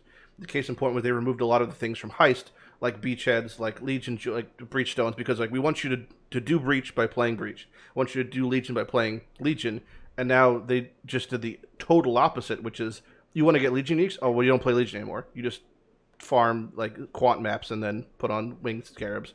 Like it seemed so ass backwards. I think what was good about that change, and that's what I thought they wanted to do, is to get rid of this Sana mod tag system. Yeah. Where you can get a headhunter when you're in Sana Nemesis, but not if you map Chaos Road Nemesis. And you can have Blight uniques in a Sana Blight, but not in a Blighted map. That was so confusing. It confused so many people, and they got rid of that. I think that's what I thought the goal of this whole change was. Also, there's these old league uniques like Maloney's that you mentioned earlier that never have the Sana tag. You never have Sana synthesis on the map device, so you could never acquire them. Or synth maps don't have the synth tag. Also was exactly. a strange one. So only Xana. Yeah. That's the issue that they fixed, and that was great. I like that change. But then for some reason they went another step further and removed boss-specific drops from bosses that are in the game and accessible, and I guess 5-way and it's the same issue. It could be considered a boss drop as well. That part I didn't understand at all. Like but same rant as you guys. Even then, it wasn't even consistent because you still have metamorph uniques, blighted uniques that still are locked behind their content. So it was they just randomly. It seemed like they almost randomly pick and chose what was like. Oh, this will be introduced in the league game. This will take out, but this won't because reasons, I guess. We were thinking it was a mistake at first. Like did they really mean to do this? Like, no way, no shot. I mean, maybe it is. Have they ever confirmed that this was intended? I mean, it felt really weird, to be honest. Like, you always thought that you're gonna be doing bosses to get uniques from the bosses. Yeah, I just don't do Simulacrum anymore. Path of Exile worked, right? I've just been skipping Simulacrum totally because it's like maybe the chance of voices and split personality is the same, but like, I'm good. I'd rather just not even if I'm gonna get nothing. It's just. Rather just not even do it. Yeah, I might have missed it. So it's voices and split personalities. Are those still locked? Those and Megalomaniac. I think that's it though. Okay. That's all there is. Gotcha. They were. It does make sense, as with all things, like from some point of view, theirs. But basically, most things that were like encounter specific didn't get made global, like Metamorph and Blight. And then in some weird cases, like Simulacrum, they were like, the armor's probably fine. The rest, let's keep it there. Yeah. But then they didn't make it also, so you like said it makes you interact with the Yeah. mechanic. I really think it does more than that, especially with Watchstones, right? Because if you're target farming something, you're not just doing the mechanic. You're like, all right, I'm running passives in this region. I'm rolling Watchstones to get more, I don't know, Maricat splinters. Like it gives you a goal in the game, and it's not like I'm running legions. Well, I mean, the concept of getting. Well, it's a very loaded one, but the concept of getting things outside whatever you want to call the ethical intention of where they're supposed to be set is getting more and more prevalent. I think it's a combination of a problem with the updates like this, and also just like stack deck is a huge kind of fuck you to like how every unique is acquired. Because at the end of the day, how many conversations do I have with viewers where I'm like, when they ask what's the best way to get this, I'm just like heist, just do heist, do stack decks, do heist, do stack decks, and it just feels like what was intended as maybe a payment plan system, almost like I can't afford the cuties, but I can afford 1/16 then tomorrow I can afford another piece. Like, has now just become like the default way to get a bulk of the uniques in game. Yeah, if I started my like unique collecting journey, first thing I would say to anyone is just I would just farm stack decks, nothing else. Yeah. I would not target anything, just But stack that decks. that sounds bad and feels bad, yeah, exactly. doesn't it? That Like, sounds terrible, and but it's like not even the best way close to to do it, being right? like as good as that if you're looking for just uniques. Because again, you know, Easy's trying to farm this team ass and ass. Well, guess what? Fuck you. You can't. So what's the best way to do it? I mean, if you're already like, there's the options are very limited. Like, oh, best way to get pledge. I would say probably stack decks even. Yeah. And then, you know, you could argue, well, we can gamble from harvest and that's cool. But like, it's just stack decks, man. You're getting, like, you do Grand, you can get 100 stack decks for 10 minutes of effort. Why do other things? And then, even if you're saying from a trade league perspective, stack decks sell just as they are. Like, it's even that's a lot of money. So it's it's a weird, muddy system now, I think. I think that an earlier example that's kind of on a smaller scale was Harvest League. I think that like juicing up the garden for uniques and Harvest, which was how we pretty much all got our global uniques. I don't think any of us would be here without that. Like, we're as far as we are. I mean, because global uniques, what can you do? I mean, you MF Xanamaps, hooray, like, or div card. That's it. I'll say I only got 1+1 from Harvest League from that. Really? Really? Just Valaco. Oh, actually, I got 2. I got Valaco Sign and I got the Brine Crown. But everything else I got. For me, fucked up. That got like the worst for part sure. of unique collection to be done. Well, worst part, but didn't get Shav's Ring still. I mean, because that's not the fun part, right? The fun part is like targeting stuff For sure. and figuring out how to do it best, not just waiting. Yeah. I pulled 11 headhunters out of Harvest and SSS. Dude, that was the most fun I've had in PoE. The Harvest League. Oh, for sure. Seeing 5,000 uniques drop on your hold all and your instance crashes. Come on, that's literally importing POB into your build. I also had a lot of free time doing that. How many of us who did that had to make new filters that like only showed tier 1 unique drops? I still have those. Same, just shows nothing but like. Speaking of Headhunter, I double corrupted one 2 days ago. I double corrupted 2 yesterday. And I got. I'll raise you. Well, there's a twist to this sad story. Good. I got movement speed during Flask Effect and all res. Ooh. The twist is it was a replica Headhunter. Oh, sad. Lucky friend. Both of mine, nothing happened, and it was very anticlimactic. Yep. I'm gonna join the story, and I got one as well to double corrupt, and I don't have one anymore. Yeah. The first one I did, the one I got in Harvest from. I manifested in 2 minutes out of div cards. That one is double corrupted instantly. That one's gone. How privileged do we sound right now for anyone listening? Talking about this is literally though. I mean, this is why I like SSF or love SSF even, right? It's because like in trade league, it makes 0 sense to like double corrupt a headhunter in my opinion, right? Like I mean, for the risk reward games, is not there. No. But like in SSF, it's like screw it, dude. I got him. I don't care. Doesn't matter. Or give you like incentive to go get another one. You know, it's one of those things where also to the point like people play trade league and headhunter is unobtainable, and we're talking about how we can consistently get headhunters. Well, maybe not every league, but every other league, whatever, in solo self-on, regardless of changes. And it really goes to the point of like, when I play solo 7, I put in a lot of time, but I don't play efficiently. Like I play like an idiot half the time because obviously it's just for entertainment or other reasons. But anybody in solo self-on, if they put in an hour or 2 a day, can get headhunters. Like this stuff is very obtainable.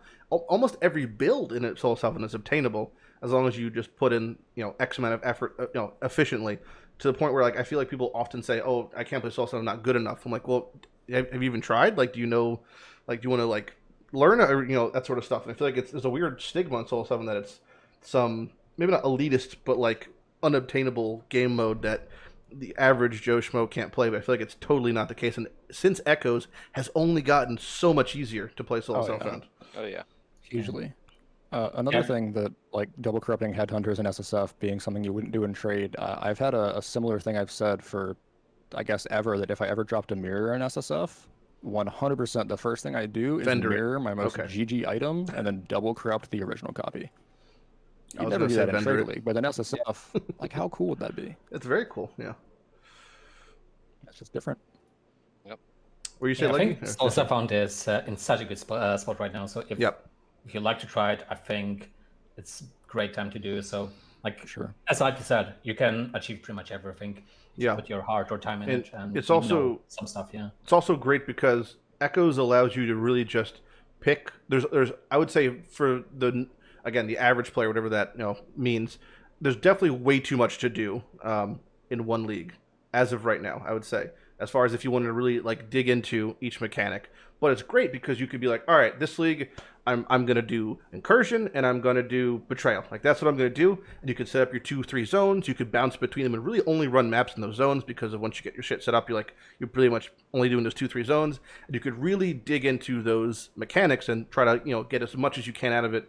And it's all very accessible. And I love that for Echoes. Not to mention if you do work a full-time job, have a wife and kids, and you can only play standard. Solo stuff on standard is like so fresh now because of Echoes, which maybe if Iron and Easy want to talk about because that's your main modes or whatever. I mean, I'll just say, especially on like Reddit. I mean, I'll make a little Reddit, but there's been a hate train on standard forever. For 8 years. 8 years, yeah. I have so many people in my chat that are like, like you're just crazy at this game. Like I wish I could get this far. Like I have a job or kids, and I'm like, dude, go play standard. Yeah, that's it. Like. There's no limit on your progression here. You can come back, whatever you want, work on your stuff. If you want to play a new league, dip in for like a week or two and see if it's your thing. Sure. But just go, like, what's wrong? There's nothing bad about it. Definitely a stigma, though. Yeah. Yes, bad. I was gonna say, bad stigma. That it doesn't.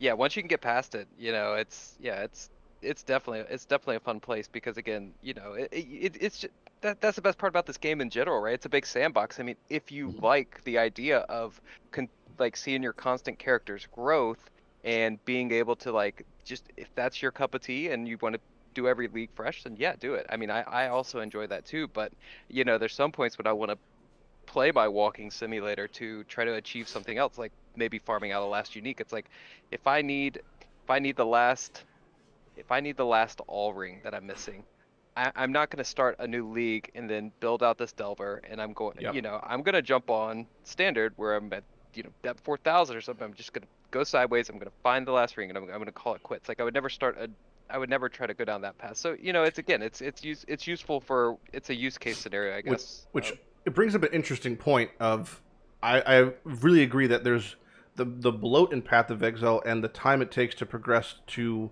what would be considered like either the soft end game or like the hard end game, having all your watchstones in has now been elongated, and it'll be even more so with this upcoming nerf patch, that it takes fucking forever to get fully set up.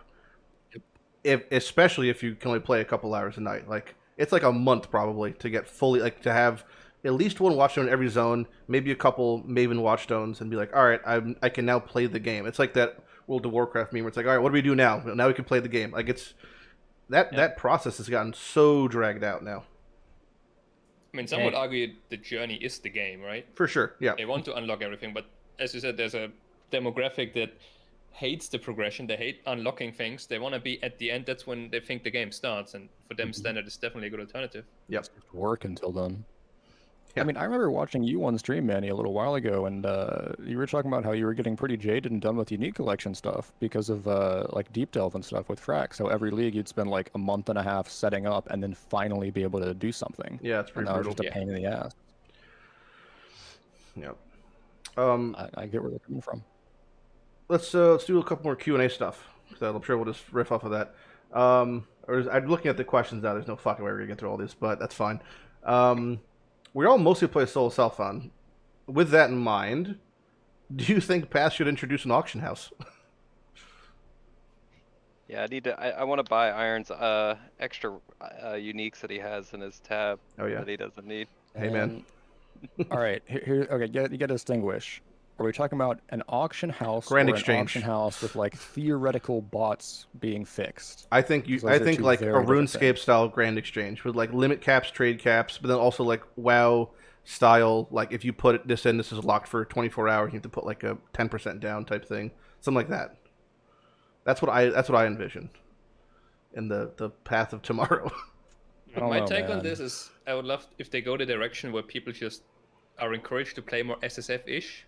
And just trade less, and the problem kind of fixes itself. I think that's what they've been saying in the past, and they kind of want to go that direction. Like ban all trade APIs, and you have to now trade on forums or Act 3 like God intended. Just.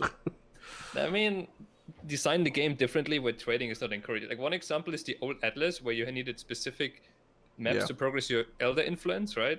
You needed exactly this pit map or something, and people hated the trading for specific maps. And if they change other systems in a way where you don't have to trade as much with players, maybe add NPCs that give you better currency ratios or stuff like that. I don't know. I think Chris had a good point in the release where he was just talking about, it's like, you know, if we trivialize trade anymore, I mean, again, you got your people that get to this end game and have a fully kitted out character in 2 or 3 weeks, and then 2 days, like, you know, right, 2 days even, right? Like, and so I mean, if you trivialize trade anymore, then it might even, there might be even less retention in the game. So yeah, I mean, it's definitely, I feel like it's definitely a fine line. Like, obviously we would want it, but you know, after it's introduced and it gets too easy, then, you know, it's not something you can take back very easily either, right? Like, give us Harvest, give us an item editor, and like look how much, you know, backlash it's still going on. It's like, I need Harvest back, and so I think if they introduce like more automated trading, it would just be such a negative backlash on pulling it back if it was too trivializing of the game. So yeah, definitely a fine line to dance on. For sure. Hopefully we see something. I'm sure we'll see something. I was just going to add, I think that an auction house is a pretty extreme variant. I think there's some really like small stuff they could do to make trading ritual a lot easier, shop just, for players. For example, shop. But I mean, imagine like cross instance trading. You don't get an invite for a party; you just get an invite for a trade. If someone's in lab, you don't have to wait. I mean, it's just some smaller improvements would help a ton. That seems like a thing that's probably hard to actually like. Maybe no idea about the tech behind it, but Chris already mentioned that they're not interested in that, so but we know they've changed their stance over time for a variety of things. So we'll see. We will see. Let's do another question. What is one thing that, I wish I had the names of people who asked them, but that's probably for the best we don't. What is one thing that seems like a minor change in the scope of things, but is actually, wait, what the fuck is this? This is not a native English speaker. That is okay. Hey man, cheers to not English. Okay, what's one thing that's a minor change, but will have a major change in the quality of life of Path? I.e. removing coins for wisdom scrolls or putting them back type of thing. I can start with one. I don't understand why we have wisdom scrolls at all anymore. Why can't things just drop unID'd and you can just right click and ID them? That's my one I'll toss in. Playing Royale for the last 2 days, it's pretty great. Seeing ID'd items on the ground. I understand why you can't have things drop ID'd because of filters just showing the best, but if items just dropped unID'd and you just had to, like, why don't we have a right click ID option versus a wisdom scroll? I mean, PS4 has that exact option. Oh, do they? Just okay. Press X and ID stuff. Well, fuck me then. I'm swapping platforms, guys. Later. Yeah.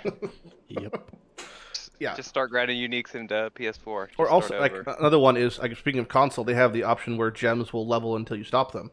Like, you could set it to, like, all right, get to, this gem goes till level 18 and then I turn it off. Like, auto leveling gems seems really cool. You don't have to click the button. Like maybe little quality of life things like that.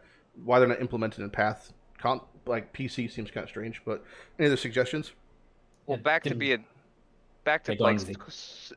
Squirrel Brain. I think you said nerfs that maybe not change, but like buffs that definitely are huge quality of life. It's like the infinity stuff, and further going into that, like now that we can infinity into heist lockers, like that's huge. Like that's probably my biggest take. That did flag for me also. Sadly, that was like my biggest takeaway from the whole release. Like, I'm probably gonna skip League Mechanic for the first week.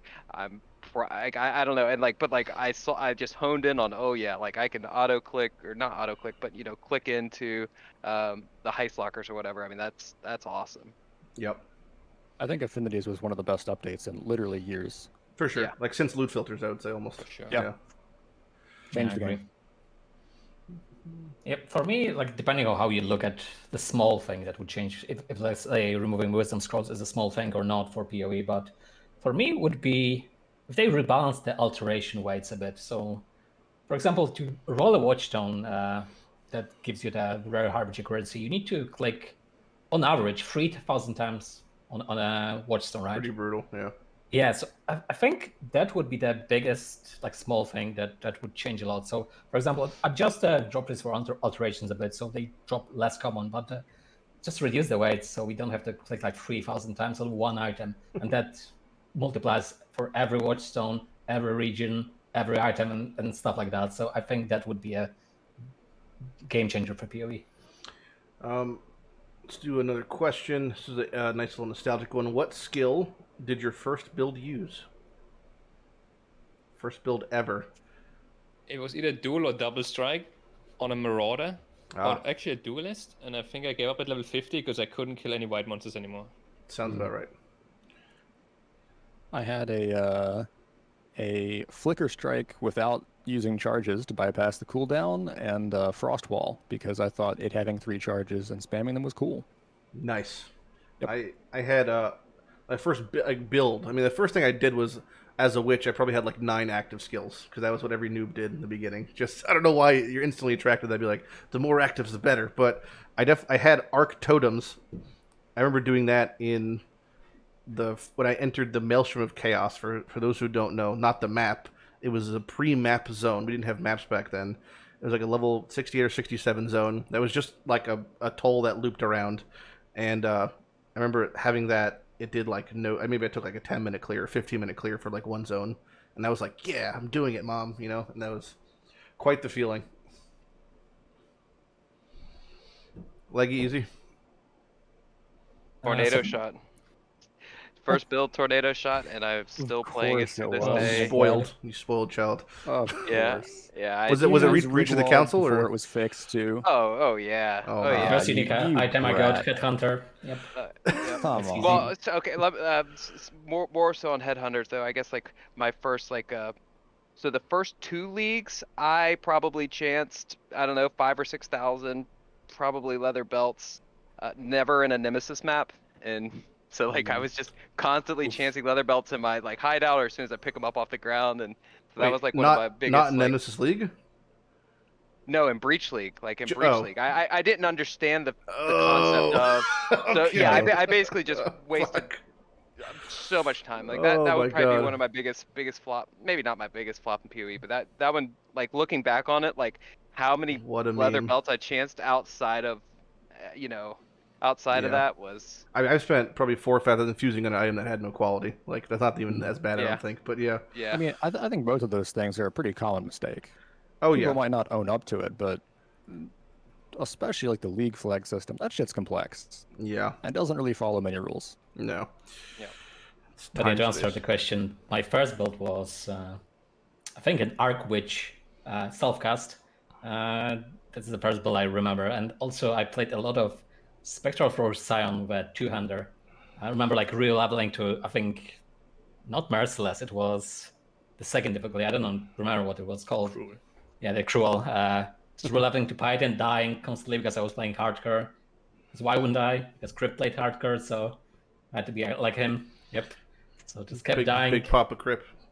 Yep. Did you I also remember just become a vegan? recently deleting my second character, and when I logged onto it, my main clear skill was supported by rarity and quantity As in a it free should. link. As it should be. Because I figured if I get more loot, I'm going to be stronger than these shitty support gems, right? Oh yeah.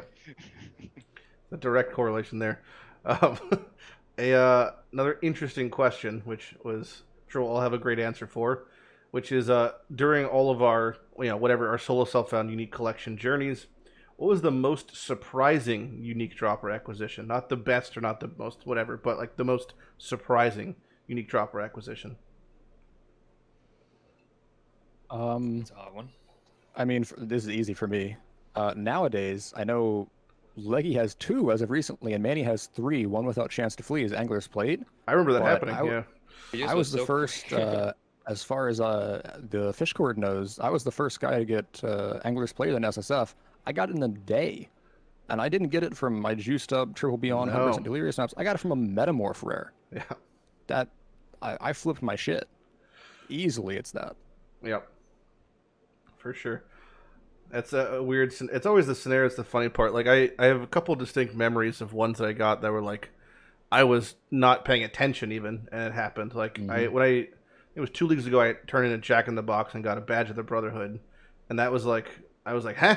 You know, it's just one of those moments where you're like, I can't You believe were this happening. so happy in that clip. I was, because I just, you know, you don't ever expect it. Even something as small as like I was doing bestiary and handed in a glove beast and got null and void, and I was missing it. I was just like, you totally forget that these things are even on the table sometimes, and those are the ones that lead to the most exciting moments, because you're like, I forgot this was even in the game. This is a thing now. Yeah, those are pretty crazy. Yeah, I think for me it was Abraham's Hooves. Yeah. I tried to get Abraham's Hooves entire Harvest League. Like I was spamming all the gardens, never got it. And randomly got it in one of the Burial Chambers maps in Heist League. Together with 2 doctors in one map. I distinctly remember it. Just farming burials just for I can fun. hear the smile on your face, yeah. Yeah, it's literally like, yeah, Abraham's Hooves. Oh, a doctor. Oh, another doctor in one map. Absolutely crazy. But yeah, to chime in on your badge experience, I also got random badges, like from opening the heist chest. That was insane and unexpected. So Yeah. It's always good. When I got Abra's hooves, and I called my mom afterwards. And she had no idea what the fuck I was talking about, and that's okay. How about you, Manny? It's probably badge too. Sure. When I first started collecting big time in Harvest, there was no Sana, what's it called, for badge Blight. Yep. So I didn't really expect to ever get a badge, but then a random incubator gave it to me all of a sudden. So it was just there on the ground suddenly. I couldn't believe it. You always do like a double take, like when you see it in your ground. You're like, is that? Yeah, it is. And then you always like forget. I remember being so surprised at him getting that, and then about a week later, same thing happened to me. Yep. Only one I've gotten. Yeah, I remember Aaron just messaging me. We didn't even like for friends. That was like before I even knew you. Yep. I just wanted was someone so to excited, tell. yeah. I need someone to tell that also had experience with this. Yeah. I had a super old school story. This is way before I started collecting, when I played SSF like a week or two, a league, where I wanted to make an MF character, and for the longest time, I could not get a pair of gold worms to drop. And I was like using Einhars, using Ancient Orbs, the Temple, everything. I was chancing things, and I never chance things. And I remember like a league later, I came back to it, no longer caring, and it dropped off of a Guardian in the Shaper's Realm, of all things. That's where my first like one of the 4 dropped. mini bosses in Shaper Fight. Oh, one of those. I thought you meant like a Guardian. Not like Minotaur. Like like one of the ones in 4 Shaper Fight. Gotcha. That's even weirder. It was very strange. Easy, you've Yeah, I think mine's gonna have to be, and I just got it a couple weeks ago. Would be a Unnatural Instinct. How have you not received that yet? Dude, so Harvest League, again, crazy amount of just every other uniques.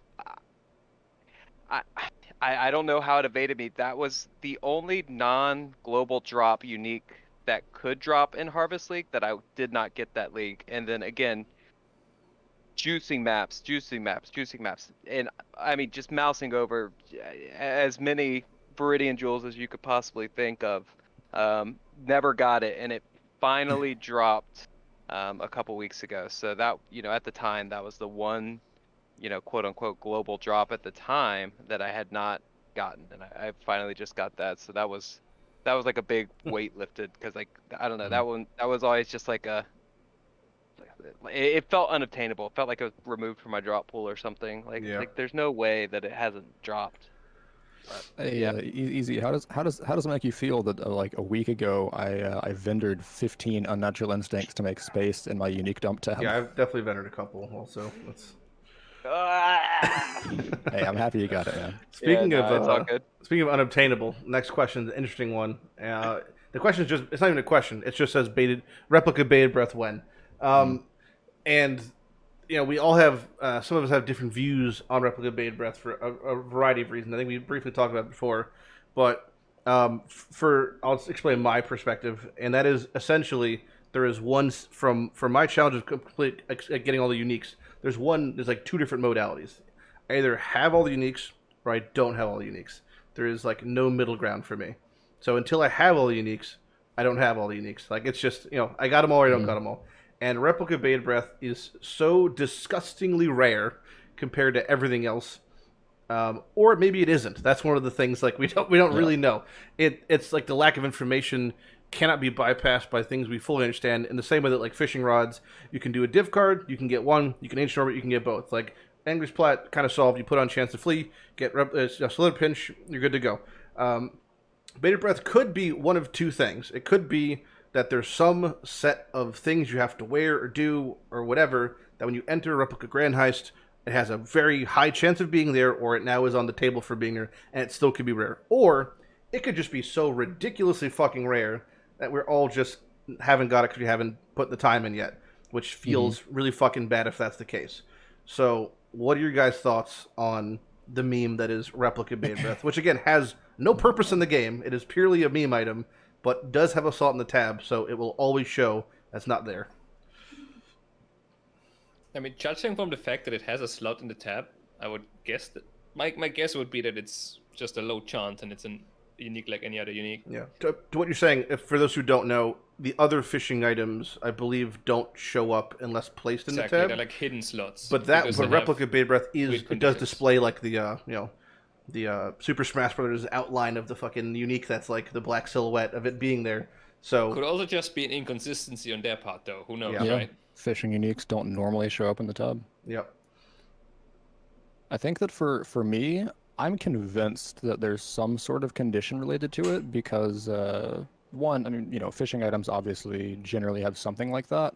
But two, if you look at the SSF standard unique ladder, which, theoretically, it doesn't include everyone, but theoretically is like the people that have put in the most amount of time and crazy amounts of effort. I mean, I've done 1,300 blueprints, alone. I know you guys have done hundreds, if not 1,000. I think we've all done like 6,000, 8,000, and there's whatever. Hundreds of people on this ladder. It doesn't exist in SSF there. Not one person has it. Like, for an item to be introduced that's that rare, I just don't buy it. Yeah. I don't buy it. Reefbane, does that have any prerequisites? Reefbane does not, I believe. That's the only one that doesn't, right? Song of the Sirens does? I think previous to this league, it was the only T0 unique, and now Headhunter is as well. Yeah. Reefbane also worthless. All the fishing items, for those who don't know, pure fucking meme bait. Like, they do nothing. They're just, but they are obtainable in solo self-found, so we all want to get them. Like, if you made a fresh account tomorrow, you could technically get all of them one day. And, because of that, it's obviously on our radar, but this one is a blip on our radar that will seemingly never go away.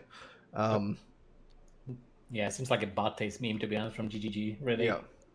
I also, one of the big issues is that, like with Angler's Plate, for example, right, we know the conditions, or at least maybe some extraneous, but we know generally how to farm it. You have chance to flee, monsters have to be fleeing, and it's from a rare monster, and your pair of Slither Pinch you're wearing has to be corrupted, right?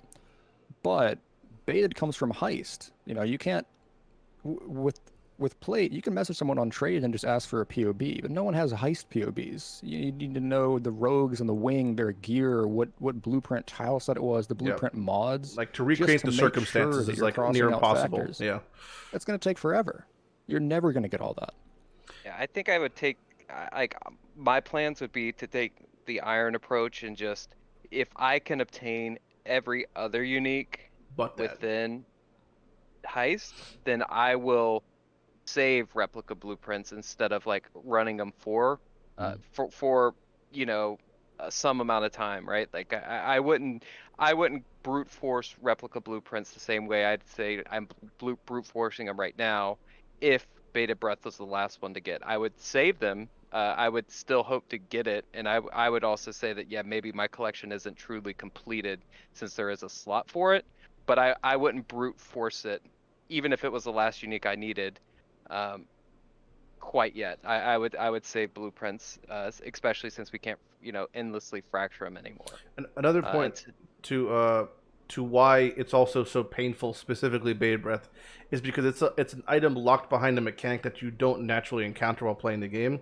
So the difference between that and like Angler's Plat, which could really even have the same drop rate, the difference is a lot of builds can just put on Chance of Flee as their 6th gem and wear Slither Pinch, and you just play the game, and eventually it'll just drop. Like it might have, they both be 1 in a million, but the difference is one of the uniques being Angler's Plat, you're hitting that million table every second. So their chances also, basically go up. Important to note about it being like 1 in a million or whatever rate, the fishing people track the trade ratios, and at least so far, the trade ratios of other T0 replicas like Headhunter, Lightless, or whatever, compared to baited, don't at all suggest that ridiculously extreme kind of rarity. Like 5 to 10 times more rare, sure, but not like not 20 times or that 100 times. crazy Yeah. extreme. So, Yeah. But who knows? Yeah. Who knows? Yeah, it's pretty fucked. Let's see. Yep. What question? You can go. Yep. Sorry. What do you That's the best way to summarize it, really.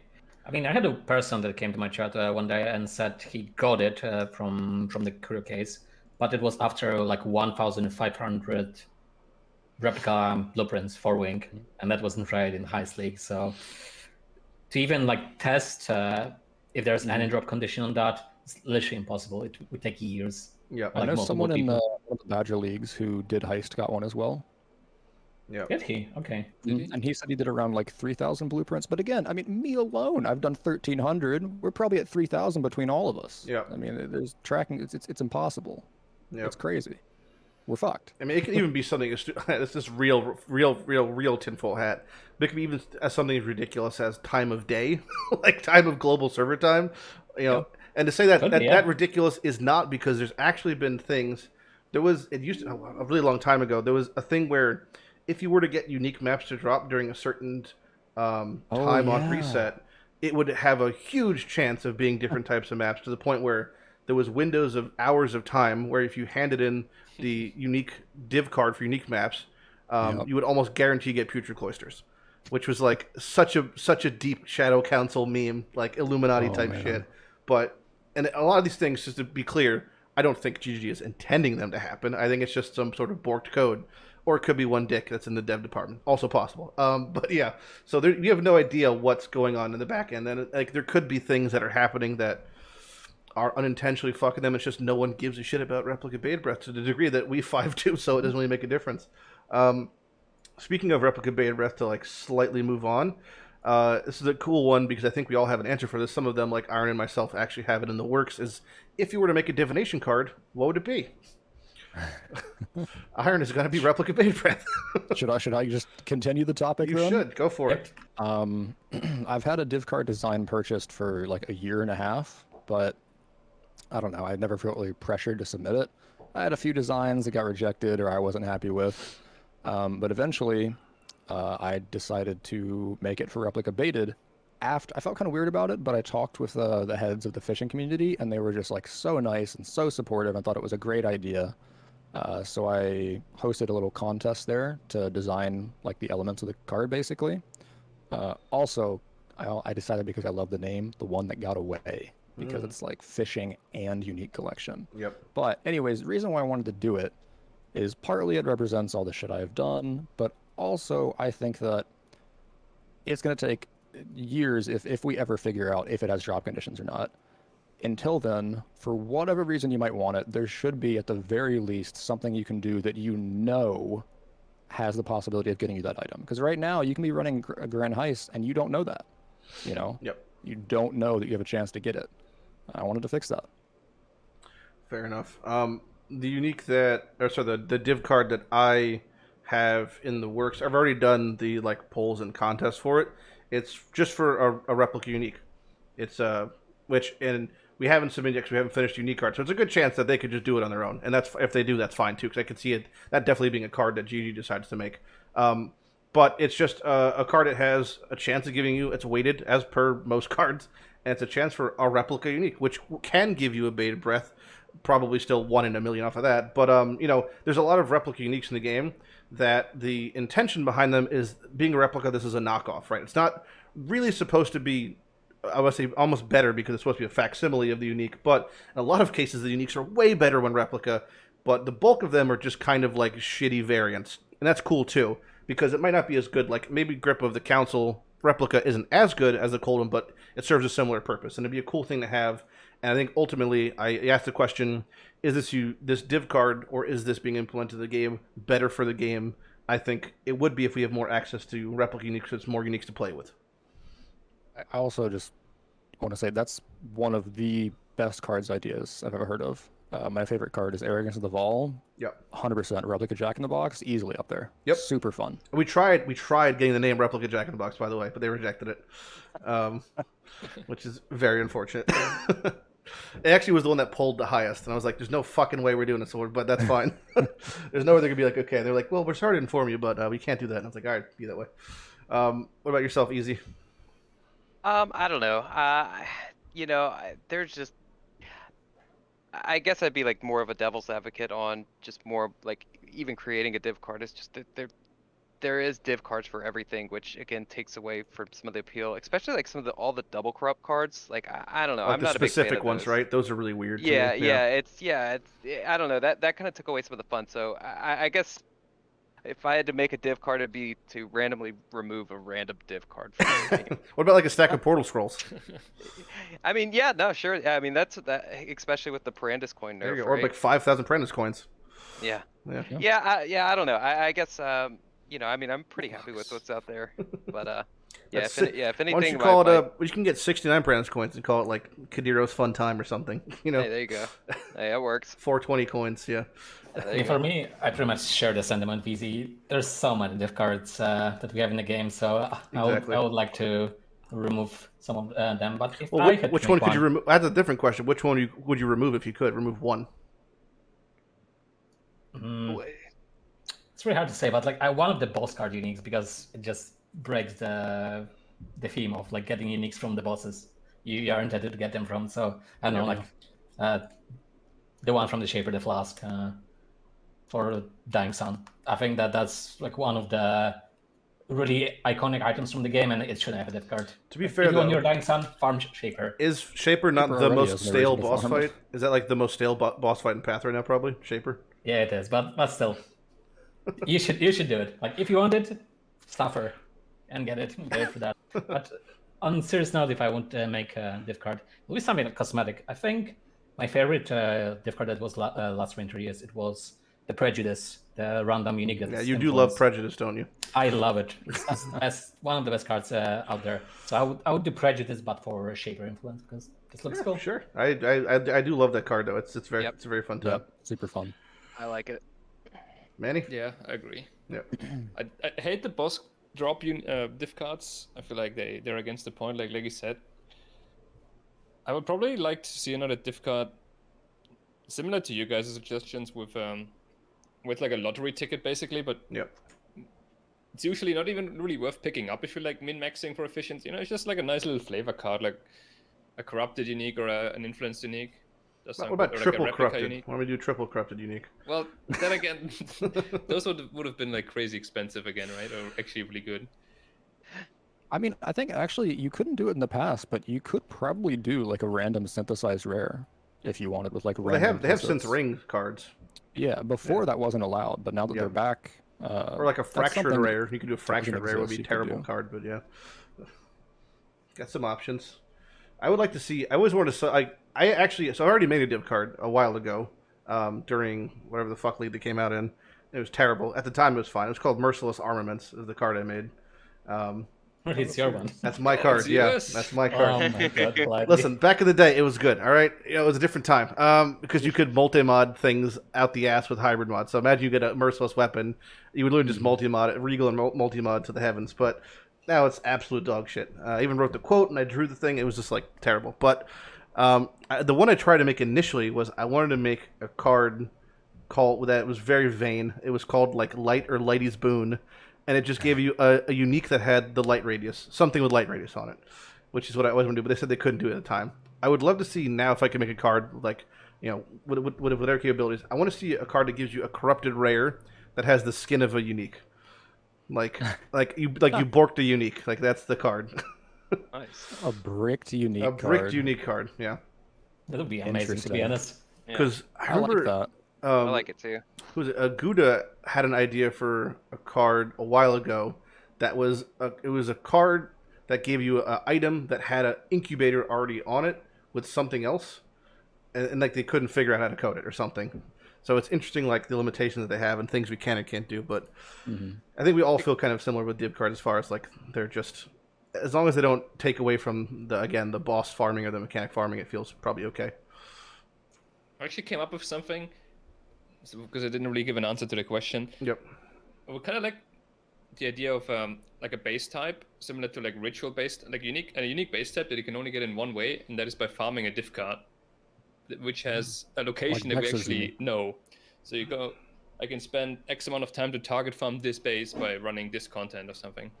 Kind of like the breach ring chest or something. Yeah. Obviously not that one, but a new one that would only be div card related. Maybe it could even have like cards in it somehow. I don't know.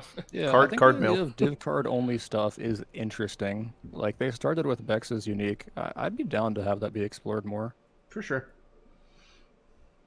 It does seem like a cool one. Kind of interesting topic. Bex's unique was implemented in Heist League, which is the spooky helmet for minions.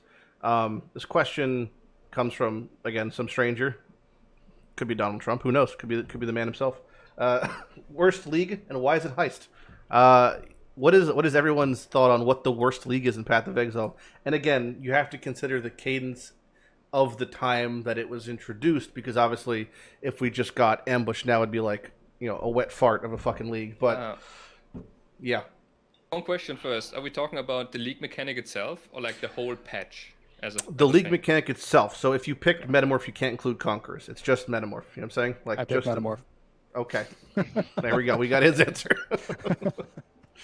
It's up there. It's definitely up there for me. I thought you really liked it. You farmed it for so long, Iron. I'll get there. You guys go ahead. Metamorph is a problem. I'll say that. I've done 603 Metamorphs, and I've never gotten uniques now. So for me, that's like the ultimate cursed league. But I think at the time, I didn't mind it. I think only it's problematic looking back. I think for me at the time, the worst league, honestly, I think for me could be Ultimatum. And I think it's, again, for the reasons I listed earlier, is I think that there's a combination of what Manny said, which was the difficulty is very front-loaded and for a very short period of time of the actual mechanic.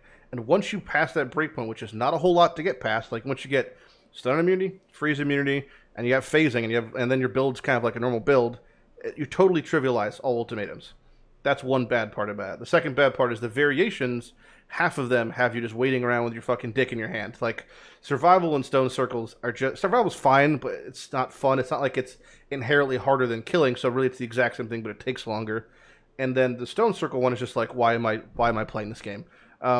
Because standing still in Path, to me, I think is the worst feeling in Path of Exile, is when I'm having to stand still. And it just is like, it's like not only my build is not made to stand still, but no build is really made to stand still and just be pummeled by 50 mobs. So it just feels terrible. And then you have the whole thing with the boss mechanic, which is like, it's incredibly rare. And when you do fight it, you have one chance. And if you do kill it, it still might not drop anything. Like, it's so many layers of just fuck you that I feel like was just terrible design. So for me, that's why I feel like Ultimatum is my worst league as far as I've experienced it. I almost want to say Harvest League, because I'm thinking back of the initial implementation. It was pretty jank, yeah. Pylons building and the tabs and quad tabs of Horty crafting stations that you collected over time, with like 1 to 3 crafts in them. You had to put down on it was really jank.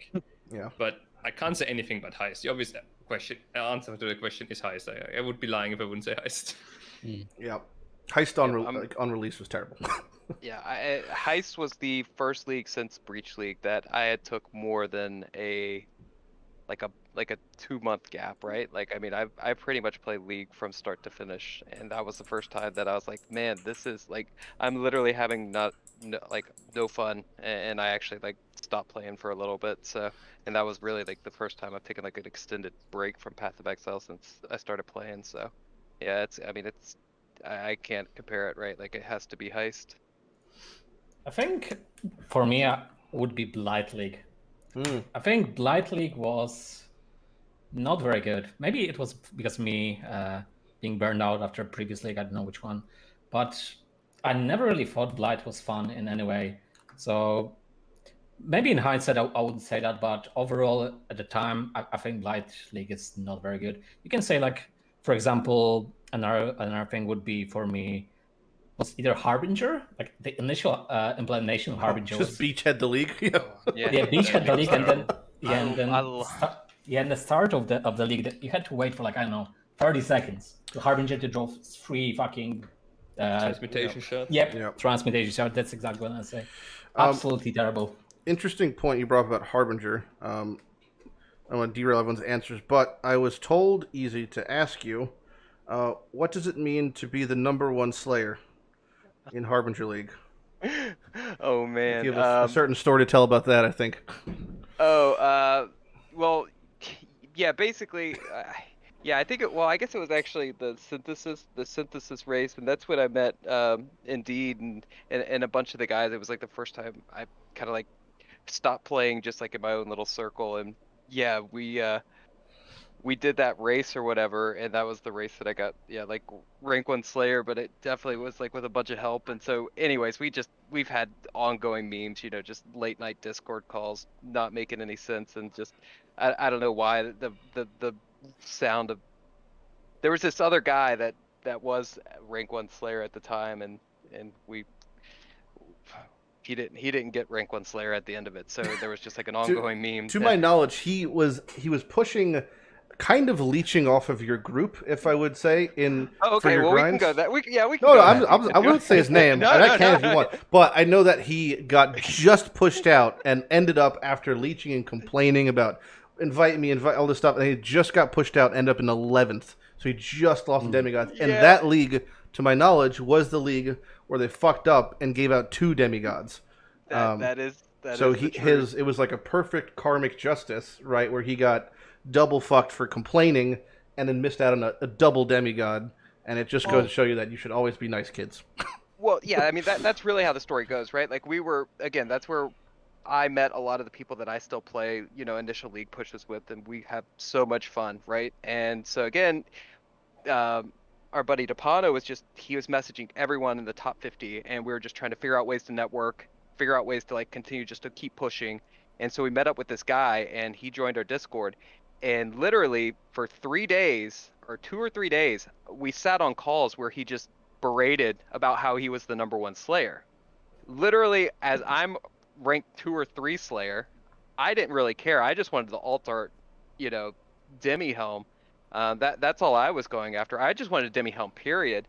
And just to literally just hear someone just like brag about like how he's #1 in the same call while we're literally giving him breach stones, we're providing all these harbingers.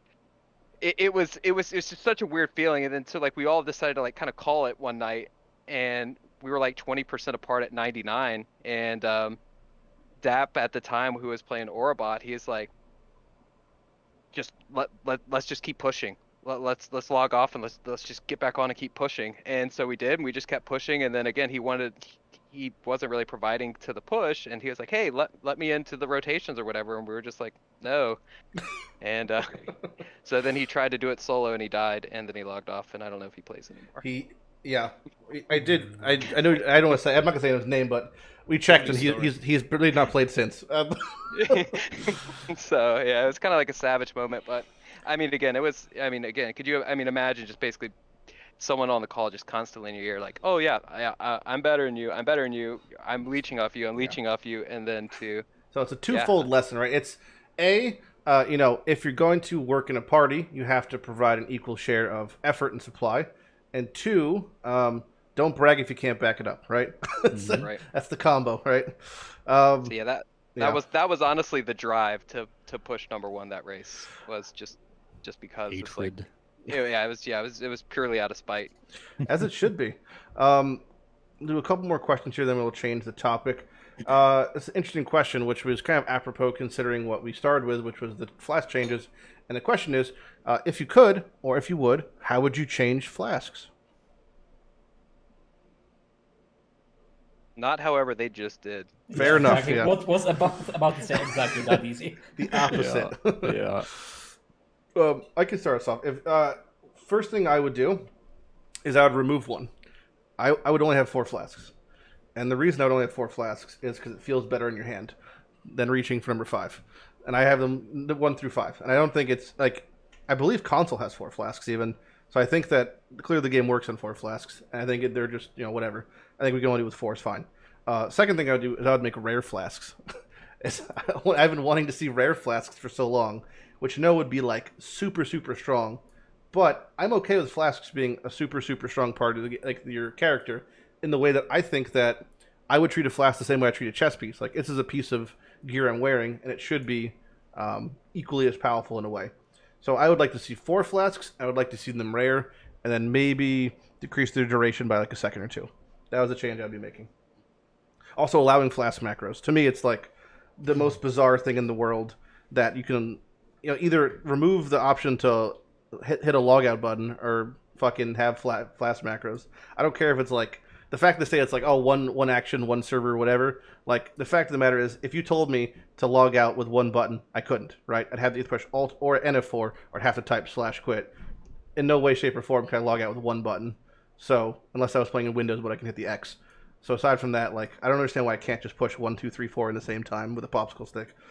I don't do either, but it would just be like, it's so strange to me that one's allowed and one's not. So like, there's weird stipulations around flask macroing that, like, if you're doing it like automatically, that seems obviously not cool. But just pushing a button to make all 4 happen seems fine, which is the opposite again of what they've done. But how about you, Iron?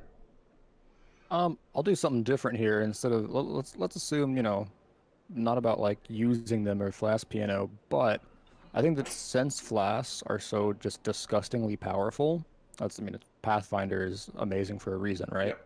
Yep. I think that it'd be kind of cool if, less than vol skills, but if flash charges respawn by damaging a boss. So that, let's say you're a crit build or something. Don't they already? If you don't have a diamond flask, you're like 40% DPS down. You basically just lose a link, right? So let's say you want to take a risk, go into that boss fight without any flask but your diamond flask. But during that fight, you can sustain the diamond flask because you're damaging the boss. I think that'd be interesting. Yeah. Not balanced. Nothing about that. I don't know. What about you, Easy? Or whoever wanted to go next. I was thinking if you could make flasks, like, rework them to be completely passive items. We want to not use the flask piano anymore, and they want to add more second utility skills to press, like the walk race stuff and so on, or like sigil of power, those kind of skills. But you can't really use them if you're already pianoing your flask, right? Yep. Unless you have a 400 APM. Too many buttons. So, what if flasks are just passive items? The granite flask is just an item you craft in that slot, and it gives you like 1,000 armor passively. And the quicksilver gives you like 25 move speed. And the diamond flask gives you like increased crit chance or something. And that's just another 5 items. So it could be free only. They could reduce the number, it would be irrelevant.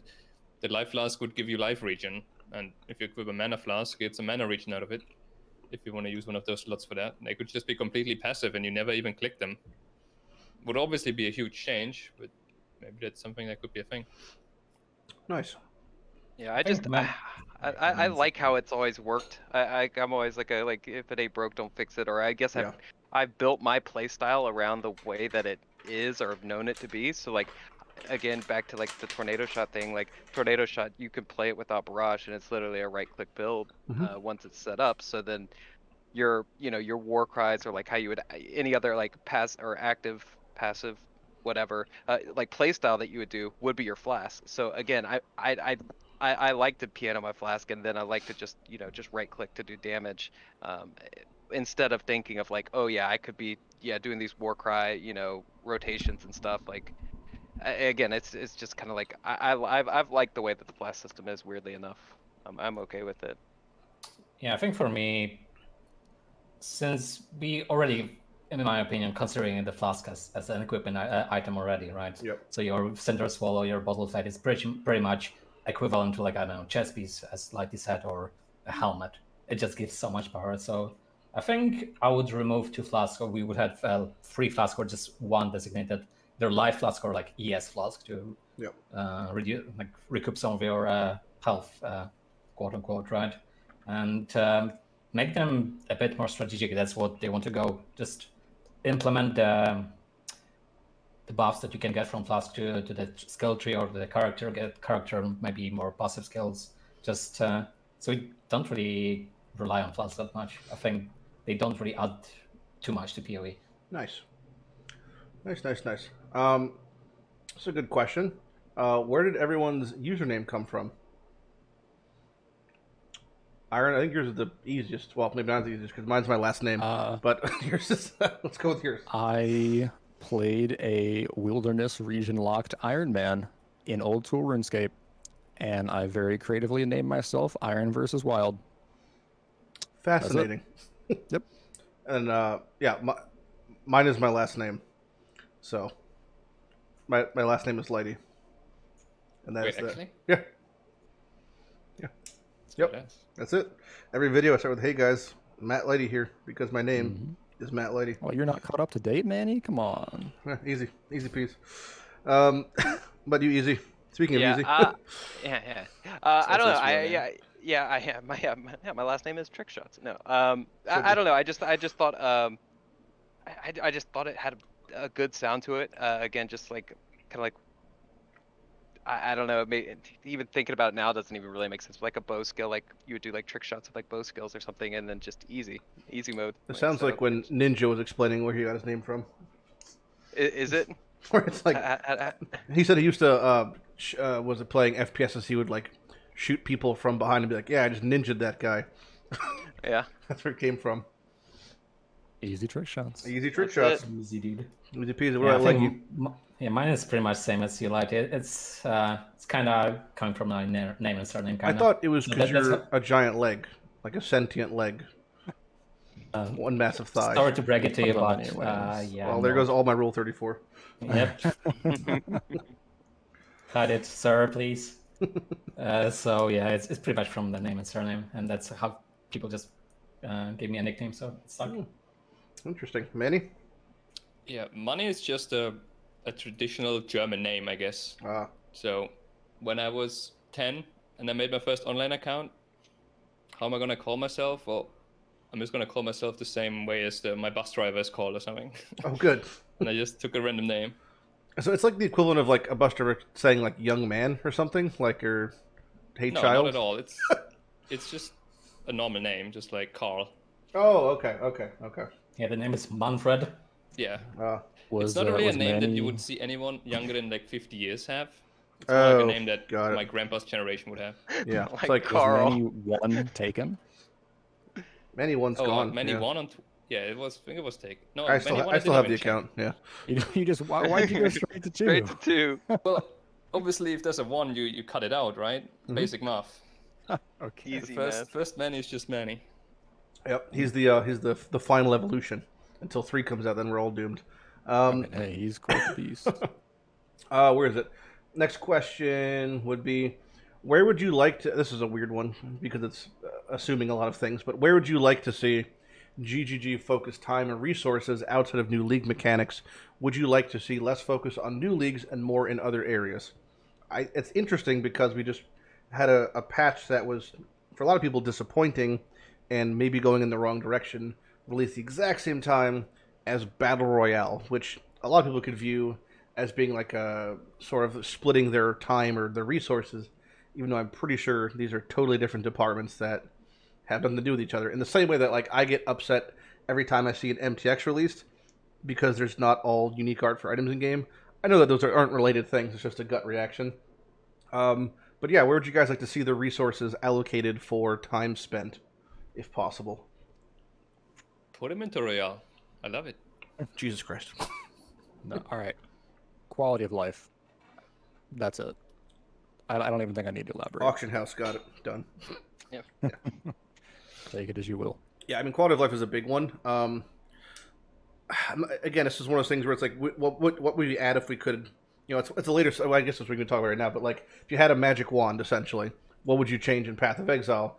That's kind of what we're asking, in a way, which is like, what would you like to see done that isn't being done now? And it's a hard question to ask. It's like asking someone, like, what do you not know? Well, I don't know it because I don't know it, right? You know, there's a lot of changes in Path that happened that I didn't think of until they happened. I'm like, oh, that's a good idea.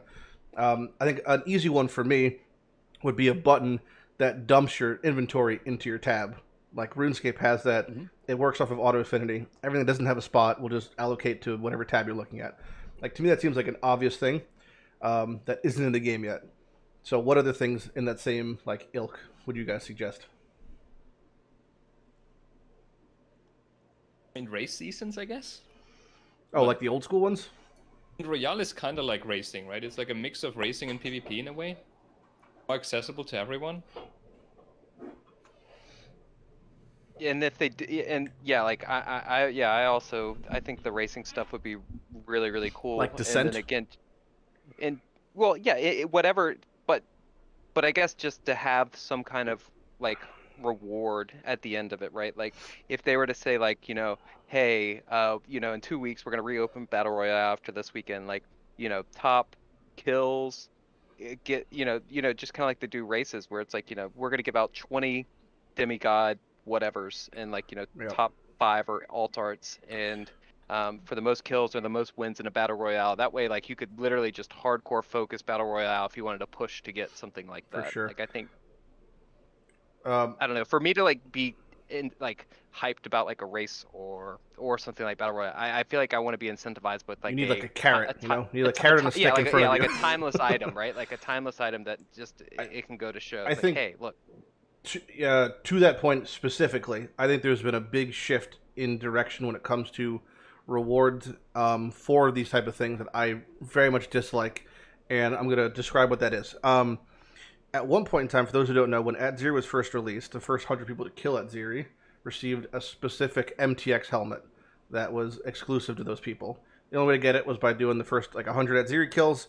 Never been replicated since. I love the idea of them having the rewards, the most prestigious rewards for events or races or first 100s or whatever, being microtransactions, because then you could put them on and show them off. I don't like demigods because I don't like, it's going to just rot in standard for me in a way. I can't like wear it because we don't have the option of capturing that MTX and then putting it on gear for a new league, right? We don't have that technology, right? So if that was the case and I could skin transfer into the future, maybe that'd be a thing I would do. But I would always like to see, like, if you got top 20 in Battle Royale, you got an exclusive MTX, like a Roa hat, because they're doing the Roa shit, like a chicken thing. That'd be kind of a cool thing. It'd be like, all right, I could show off I won that. Because otherwise, it's like the allocated winning is just, in a weird way, a monetary one, because getting a demigod is something you're just going to sell, or keep, or whatever. Yeah, I think other games literally do that. For example, World of Warcraft, like you have achievements in the or game. Or mounts, mounts in World of Warcraft. Yeah, you just get a specific mount. Or like a pet. You could do a pet, for sure, yeah. Anything, really. They just don't, which is sad, but yeah. It's pretty perplexing to me as well. I would say I agree with you. I would love them to do something like that. So just appreciation of your things in the game itself. And also, I think what they should focus on is just more, as Iron said, quality of life, just to iron those garbage mechanics, like, I know, million splinters, and it's overdue, first of all, and... Yeah, I never thought about it, but maybe the reason that they don't do something like that is because it's like, hey, if I was top 100 Aziri kills and I have this helmet, I would want to wear that helmet every league, and I'd probably never want to buy an MTX helmet, which...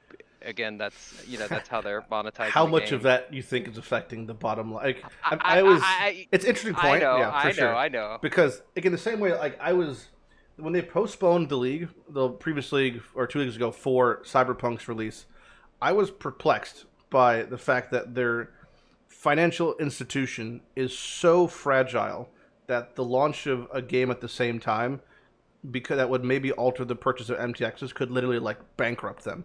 Like that, the concept of that to me is mind-boggling. So to think that like, if 100 people every league got a helmet, that they would somehow even fluctuate 1% change in their stock or anything, like the amount of money they get. I cannot imagine that's the case. Maybe it is. Also, the thing is that people that would get that helmet probably already bought. They're probably whales, a lot like of a lot of yeah. them. Like they're probably core players. Yeah. And also, you probably get tired of it after a while, just like everything else. Yeah, that's fair. That's fair. So basically, you're wrong, Easy. You should feel bad. I do. I do. There's a lot of good questions here. Like, why do I look like Danny DeVito? That's a great one. And then it said in parentheses debate after that, like as if you're going to fight over it. What else do we have? When people plan builds for solo cell phone, what do you find is the most routine errors people make, and how do you avoid those pitfalls? It's an interesting question, actually. I mean, just... I think they don't really Yeah. think of like the whole journey of the character. Like they don't think of how can this character go from the story to early maps to higher tier maps, and They don't like visualize the progression. They make a POB of things they can probably get in like a X amount of time, but they don't really have a plan to get there, you know. And then it's like an A to Z thing versus like an A B C D, you know. exactly. Yep. Yep. Very true. Yeah, I think overestimating the reach of a build and not figuring out a path to, like you said, achieve the steps to get to the end game. Yeah, they're like, is I like, just need to farm this end game and then I'll get these items, but then they realize I can't get wait, there. this build that I'm playing Yeah. can't even farm this end game. How am I gonna farm this? Yeah. I think I've definitely. I mean, I think we're all victims of that at some point. Like we overestimate the early to mid game potential of a build. You're like, oh shit, this is garbage. Now I'm having to re-roll. I know a staple build because I can't even do the content. For me, it was a bit of less of extent because I usually just play in meta builds and they don't really have that issue. Yeah. But yeah, usually that's my biggest pitfall. I would say, agree with mine. Just have a plan and know what to do. Like early maps and mid maps, and then late maps will just go around. Just have a plan.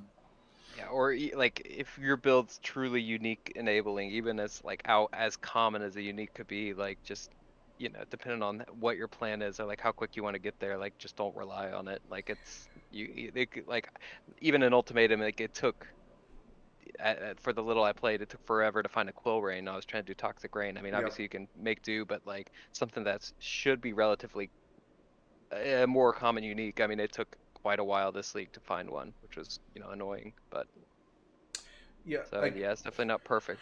In Heist League, I started golems as my league start build, and I knew that coming into this, like there would be a certain path to. I'm gonna have to set up my atlas to. I'm only really running like Wharf and Grotto, and that'll be like my life. And even then, it's like before you get certain primordial jewels, the build feels really shit. So you just have to either accept the fact that I'm going to be struggling for the next weeks, but I'll be playing what I want to play, and that's fine. And I'll feel the progression as I get pieces here and there. Or you just play something like you're saying, like I'm just going to play Bladefall Blade Blast, and then when I can bankroll the build I want to play, then I'll just go gangbusters on that. So it's you really have to pick one. And I even like this league, I started as an in-stacking Wander, which is not a league starting build. You should start as. And it was fine. I was able to do Awakener 8 without having like any synthesis bases or any percent scaling. But like you know what you're getting into, if you don't, that's the pitfall. But once you know what you're getting into, it's kind of in a way almost invigorating because you're like, all right, this is going to be shit. I'm expecting shit, and then you're kind of pleasantly surprised when it's a little bit less shit than you think. So it can go both ways, which is fun. But that only happens if you have game knowledge, and if you don't, that's when the pitfall occurs. Yeah. I mean, I think for guys like us, we're all really experienced players. If that kind of stuff happens, we can figure out a route around it. But if you're a newer player and you're starting SSF, you probably can't. You might get frustrated and quit. Make a new build. Yep.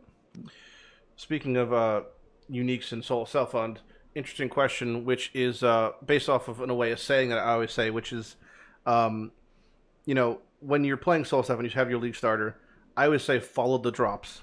What I mean by that is, if I'm playing Path of Exile and I'm starting as, whatever Bladefall Blade Blast, we're just keep using that as the example as a staple of a good league starter. But and then day 3, I get a Mjolnir to drop. From my perspective, it stopped everything I'm doing, and now I'm building Mjolnir. Like I love that idea of follow the drops, which prompts the next question: which unique do you want to build around if you got them early enough in a league? Imposer. What'd you say? Imposer for sure. Okay. It's such a rare and such a build enabling unique for Pulse is pretty cool. Making a speedy build. Honestly, I'm gonna say none, because I play like the complete opposite playstyle. For me, I like figuring out which build or builds are gonna end up being the best at whatever it is I want to do, and then I enjoy the min-maxing of those builds. Yep. And then seeing how they are the best. So, like, I'll appreciate a cool unique dropping, but usually I go into the plan of stuff that I already want to do, and I want to stick to it. Yeah, For same. sure. I don't think any uniques could like whatever I've made up in my mind like before starting a league or whatever the case might be. Like I don't think that there's anything that could deter me from that, whether it's as shit of a or good of a plan as it might be. I'm pretty gung ho, or it's like this is what I'm gonna do. I'm gonna get it done. Brute force it kind of mentality. Yep. I mean, I think that's really like the two ways people play SSF. Like, very, very stark contrast. It's just those two. You find stuff and roll with it, or you make a league starter and then you work towards what you know you want. Yep. Yeah, I'm They're similar both to the great. other guys. Yeah. I mean, there is a bit of a. So go ahead. Sorry. Yeah, sorry. So I would say that I usually start with a plan, so to avoid the pitfall, right? To have a plan and just stick with it. And but the unique, I would say, would be one of the unique chests. So, for example, as Manni said, Impulsa or Cloak Defiance, like those two items, I think are very well defined. For sure. Yep. I really like building around them. I will say that this league I got Blunderbore for the first time, and I did drop everything I was doing. I built a Blunderbore build. I was no regrets, but it was absolute cat shit. But that's fine. It's a really cool thematic chest, but doesn't quite translate. I had it with the goal, and I had the timeless jewel, so I didn't have a tribute stat, all that type of stuff, and it was still mediocre. It is one big blunder, right? It is really one big blunder, and I am a bore. And on that note, I can move on. Some of these questions are fucking stupid, and I hate all of you who asked these. I read the list. Most of them are. Yeah, I mean, like, would you fuck Cassia? I think that's an obvious yes, right? I think no one's going to disagree with that one. Okay, well, hold up. No, you like that blight. No. Okay, I was asked this before the podcast because I saw that question. Look, Cassia is the lady of fungus. And of faith. You do not want to get up in there. I love a good religious girl. Come on. She's against fungus. What do you mean? She's fighting it. She's probably super clean. Look.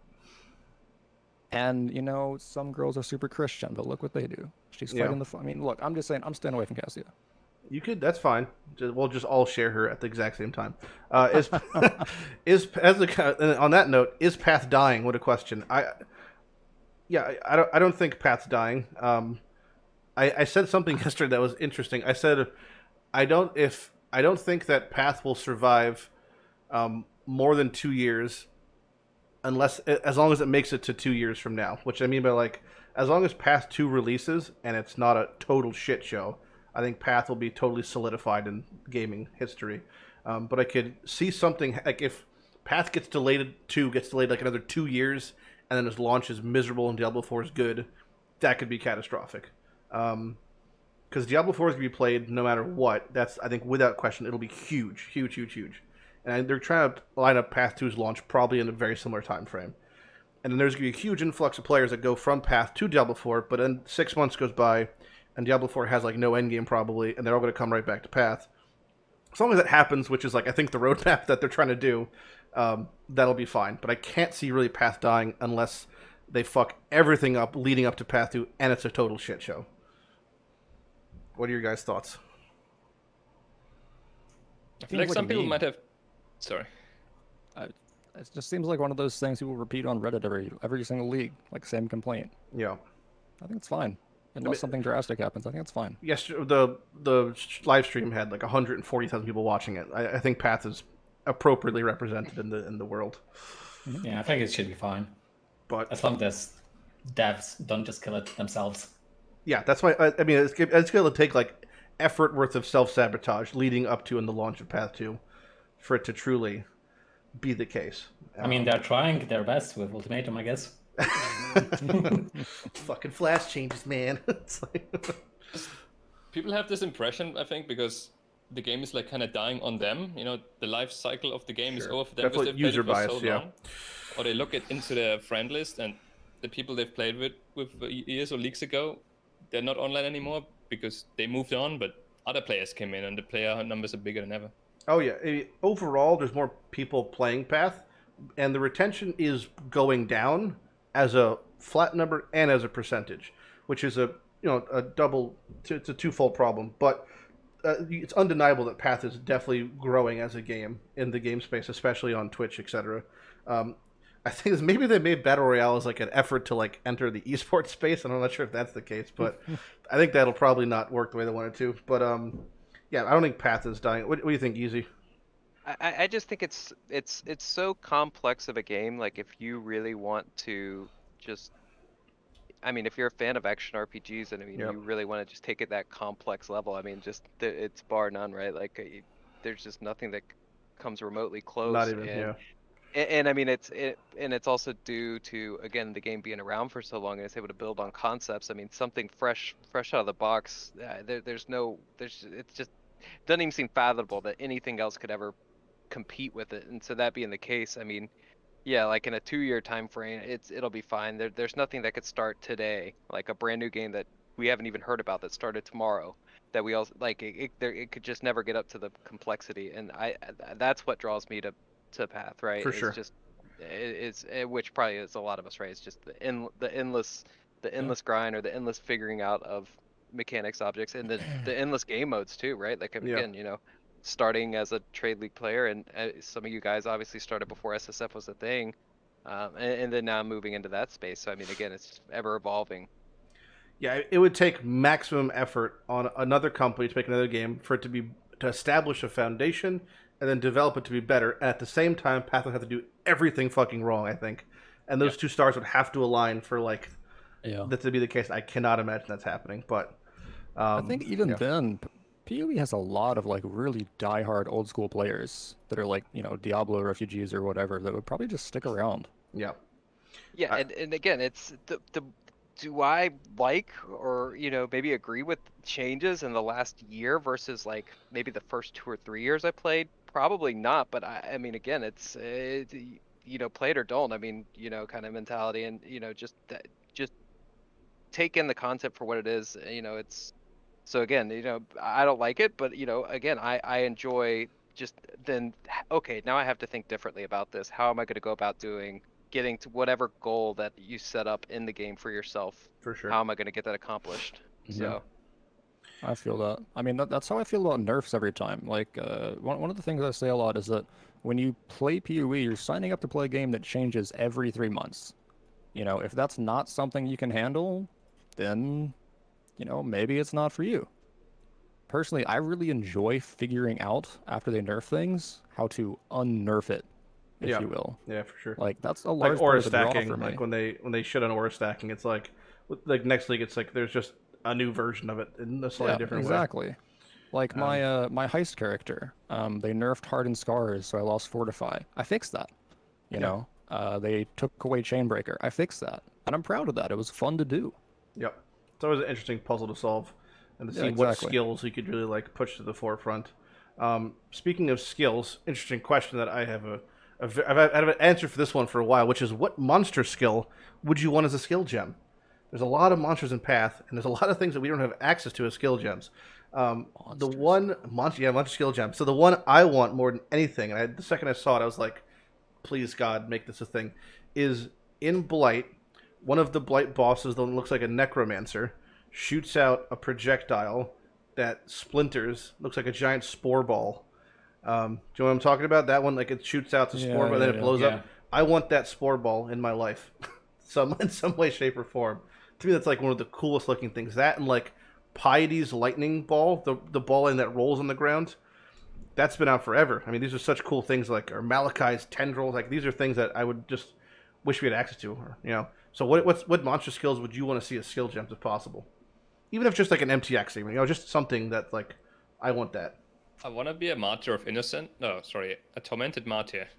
You want to be staff? Blow people up with dead noise. Okay. That's a cool noise in the game. Yeah. I think I would probably take a metamorph skill, any of the metamorph skills that end in barrage, soul barrage. Those are the ones that they just out of nowhere shoot a billion like 100 projectiles at you and shotgun you. So extra. I really like those. Yeah. Not because it would be OP, but just because it looks crazy when it happens. Yep. Easy. I don't know. I'm like I said, I'm a one-trick pony, man. Tornado shot, like as long as that, I think, are monsters even doing skills? Like everything just dies. I don't know. Hey man, there's some monsters that use tornado shot. Yeah, fair. Yeah, fair. Yeah, so yeah, I know, lame answer, but again, What bow skill does an enemy have that you? Let's say. Okay, well here's one. Marikath archers shoot out a tornado shot that applies sand on the ground that slows your action speed. Mm-hmm. You could have sand tornado shot. Tornado shot. Yeah. So you just want to clutter your screen. Yeah. Dust storm, sure. I really like is the carpet bomb from Bestiary, the chaos damage carpet bomb. That's kind of cool. Like the giant crab claw that comes out. They have the chaos mines too. Those are pretty neat. Yep. Yep. That yep, always like kill you in the menagerie when you're not paying attention after you've killed all the beasts. Yep, happened to me today when I was farming peace. Yep. God, get I'm good, lucky. Leggy. Get It good. happens. Well, for me, I think it would be Cyrus Diebeam. It's a really cool Oh skill yeah, the big die. Yeah. because it applies ailments with like every tick, so it would apply all the ailments, and it would looks amazing. Like a Doomfletch type spell, like a Divine Eye or exactly. Doomfletch. That's what you. That'd be really Yeah, cool. it's kind of divine area, but yeah, it just shoots, applies all the skills, have conversion. Very yeah. nice skill. Like Ellie hit, but a spell kind of. Yeah. So, something I wasn't looking for, but I think a lot of people appreciate it. And I do like the design space, and kind of just playing off that question though, is like the Aziri staff, right? Like being able to do Oh, like yeah, some of the great. Aziri, like I mean, again, that kind of I think it's cool. You know, being me, I guess as a player, I had never desired to do Aziri's move, but the fact that The you know, flavor. they enter yeah, exactly. So you know much. yeah. You never I- thought about it, but now it's I- there. Oh Now yeah, it's I don't there. think we ever were like, I wish I had like wish cosplay as that Ziri, but like it really leads to the question. I mean, Katarina has a ton of abilities that were super cool looking, and we just got the staff of Kulamek. But if we can just have like Katarina's scythe as a weapon and be able to do like the giant skull thing she does, like there's so many Yeah. cool options there. That again Ooh, might be meme builds, but like just having the option is really cool. Weird, just totally random factoid that Katarina jogged my mind for about uniques is one of her attacks leaves degen on the ground called Black Flame. Yep. It's the same as the ring from Ritual. Yep. Same thing. Same. Could Anyone? be. I mean, Also, I'm Katarina's gonna go to the rituals. bathroom and get some water real quick. All right. Does anyone else want to take a break? By the way, we don't have a ton of time left based off of the questions and the topics, but if you guys want to take like a quick piss break or something, feel free. Yeah, sure. If Iron's gone anyway, I'll be back in a minute as well. Yep. Yeah, I'm gonna grab a drink. It's just you and me, baby. It's just you and me, Leggy. Leggy's gone. Finally. Oh, there we go. He's back. Now we can talk shit about everybody. I'm leaving this in, by the way, in the video. Who do you think would win in a fist fight between the 5 of us? I think we should leave that one when they're back. Probably, yeah. But between you and me, I think we can kick the shit out of Iron. I think he's pretty much drained at this point. I mean, his yeah. body is atrophic pretty much. So. He is fully atrophy. He's got full autophagy going on. Yeah. Speaking of Iron, welcome back. Thank you, sir. We were just talking about your body. Ooh. What about it? I always said you were entering autophagy, and you were basically You have atrophy in atrophy. your legs as well. Yep. I mean, there's diabetic neuropathy. There's a whole host of things. Yeah, there's a necrophilia. What else is there? The list goes on, really. Degrees of insanity. I mean, unique collection just kind of does that to a Yeah. person. The advanced phases. We were asking questions that weren't viable for everybody, you could say. Well, here's a good one. What leather clubs or dungeons for BDSM do you guys visit? That would be probably a question of money. Probably Manny's he's German. Dungeon Master. Yeah. Definitely Manny's stream. But in the same respect, Iron plays D&D. In a way, he's a dungeon master. Interesting one. Should Solo 7 be offline? That's just a hard no, because then you can edit the files. Yep. But if we said if Path ever did die, we would sure just get like some port of it like Torchlight and be able to just play offline. But it would lose all credibility probably. To be honest, that's a really interesting question because to bring up older RPG that's amazing offline, it's Diablo 2 actually. Mm-hmm. Never heard of it. Yeah, it must be new. Yeah, pretty okay game. Some people play it, but playing it offline feels really good if you set up goals for yourself. Like you don't really have to edit files, etc. But it's mostly that it kind of works in offline mode, and PoE just wouldn't. I think the problem is in the same way that felt like before Soul 7 existed, when we played Solo Self-Found, you just always got the feeling that either myself or someone could be cheating, and even if no one was, it just never had the same credibility because there's no forced narrative. It's not force locked. We know there's a possibility that you could be cheating. The same with that Path Offline. We know you could edit the files. We know you could do things that would make it so you could increase values or reset characters or change experience. So I think ultimately, it would just deflate any sort of not say pride, but whatever you want to call it in the type of thing. Yeah, I would say I have the same with Trade League, right? Because yeah, that's how I you feel don't know where about the it. stuff came from, if it's gifted or a Oh, bought. yeah. People always ask me, like, what's the fastest way to buy header? I said, just use PayPal. Like, that's like, I mean, if at the end of the day, if that's how some people do it, and I don't agree with that, and you shouldn't RMT, but, like, it happens all the time. And I mean, it's just I don't know. without Has question. anyone here besides me and Easy, I think, done like mirror servicing? Seriously? Oh, yeah, I have, yeah. Nope. Well, back I mean, in the day. I can yeah. say with complete confidence, easily 75% of mirror services are from blatant RMTers. Yes. Yeah. Easily. To the point Okay, where I'll be back in 20 minutes. My first 2 mirror services were from the same guy who sold the weapon and then decided the next day he wanted it back. Yeah. Like, people have asked me to straight up, like, make builds for them, like specific items, and said, I get paid on this day. Yeah. It's everywhere. It's also a cultural thing, though. It's a lot less. It's a lot more accepted in like the Asian gaming market and player base to just like it's only a crime if you get caught type thing. Like it's only cheating if you actually get banned. Until then, it's just like just a competitive edge in a way. That's hyper generalizing, but I think in some cases it's actually accepted to cheat in Asia just because you want to be competitive. For example, like in PUBG before they like stamped out all the cheats. People were just cheating because that's what was acceptable. Well, a lot of it's viewed again as like I outsmarted you by not getting caught. Like that, there's like a degree of that to it. But oh, here's a good one. And this is one I actually agree with, which is should Delve remove Sulfite? I think yes. I think we should remove Sulfite. Disagree, but like, I don't think it should reduce remove Sulfite. I think they've reduced but the I think there should be no Sulfite cap. That's fair, yeah. Because like I've delved to 10,000 in SSF. Easy's done like deep delve. People here have delved several thousand. It's an interruption to it when you get in the flow and it sucks. Yep. And it happens constantly. It doesn't matter how much you upgrade your Azurite. There should just be no cap. Yeah, I think that would be a really good solution in my opinion. Like, because like Delve was intended to be kind of like an alternative or a side path to maps, right? But you keep having to go back to maps over and over forever. Did you all play Endless Delve? Mechanic. Did you guys play Endless Delve? I did. I did. No. I did. That was during my hiatus. Oh, I was during me grinding originally. It was what did what did you guys think about it? Because I personally loved it, but it felt really hard in the beginning and then like really trivial after you got to like 70.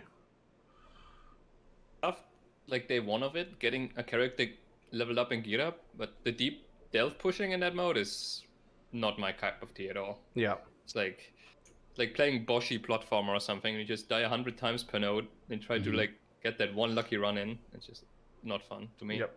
I mean, I see why people really liked it, because it was a different experience, but for me it just felt really boring. It just no variety at all. I'm not a fan of Delve overall, I think. Yeah. It just kind of whatever. For me, I just want to recommend and say if this is the kind of thing you enjoy, so learning to deep delve was one of the most things I've ever done in PoE. The most things. Just constantly feeling and actually seeing myself improve was awesome. Actually doing it after that, not so much. But the part before that was super fun. It was like playing a whole new game. It's a good experience to like get yourself acclimated to for sure. Yeah. Yeah, just. And it's really profitable too. Oh wait, never mind. Yeah, sidebar conversation. Like again, like whenever we were talking about like leagues we didn't like the most, and I know Legi said like Blight was one of your least favorites. Like that was a league where I pretty much delved exclusively, so that was like where I got my first taste of deep delving, and I don't know where I was going with that, but just and then back to what Iron was saying as far as an infinite sulfite count too. I never even considered that as an option, but that is a great solution.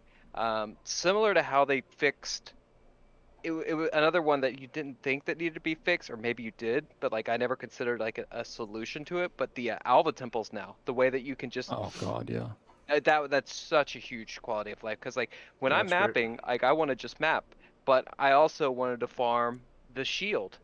So just to be able to compile like 20 temples and just map and then run the 20 temples after, it felt so much better than temple to map, 4 maps temple, 4 maps temple. Yeah. That rotation. It's funny because that's exactly what they did with Harvest. You can find it and store crafts, except it's only 15.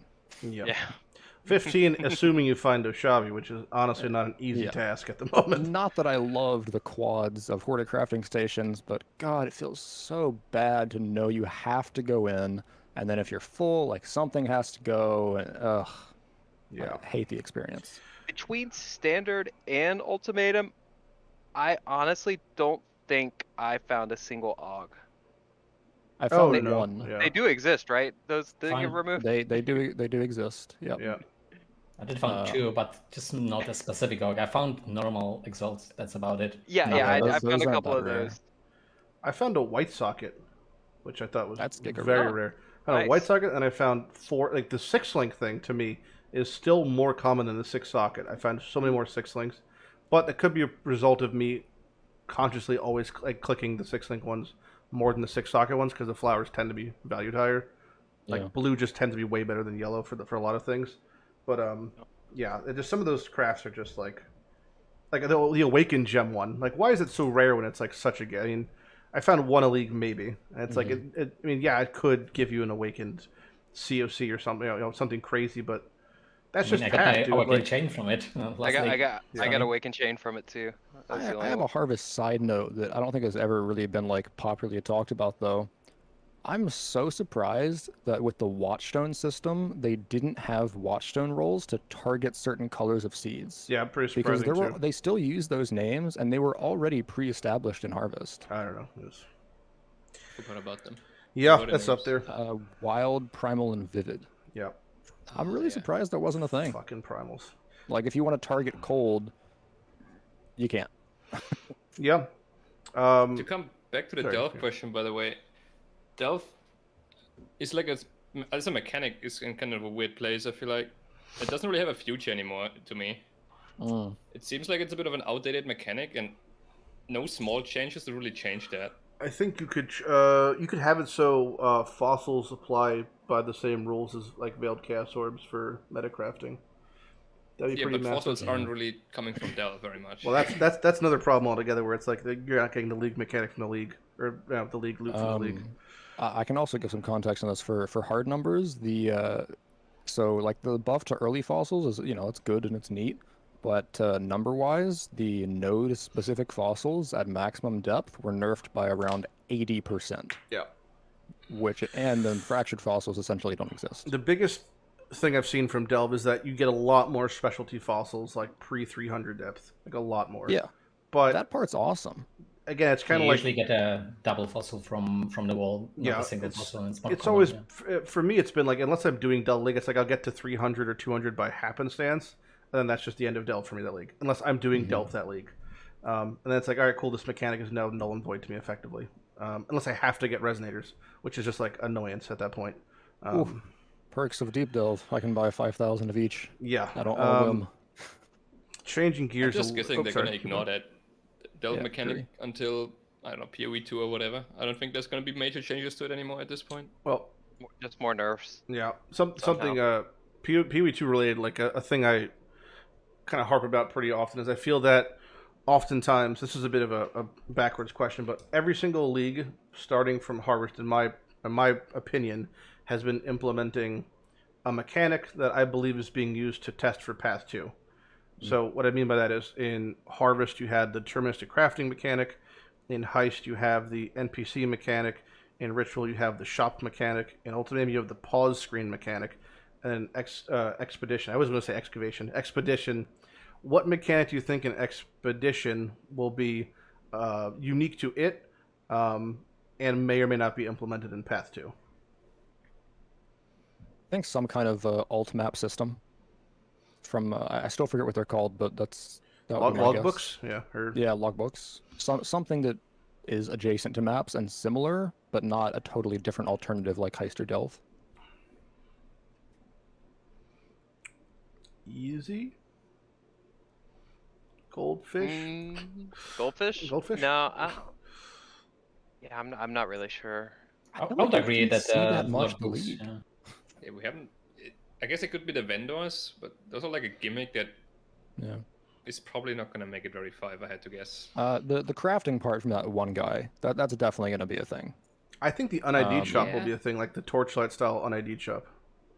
Yeah, I did like I did like that aspect of it, knowing that you could buy 1,000 turquoise amulets and still not get a Hey, badge. that's the new chancing Isn't it leather just belts, man. chance ops? Yeah. It's, Like, I don't it's get the chance point with of extra that vendor steps at for all. sure. Yeah.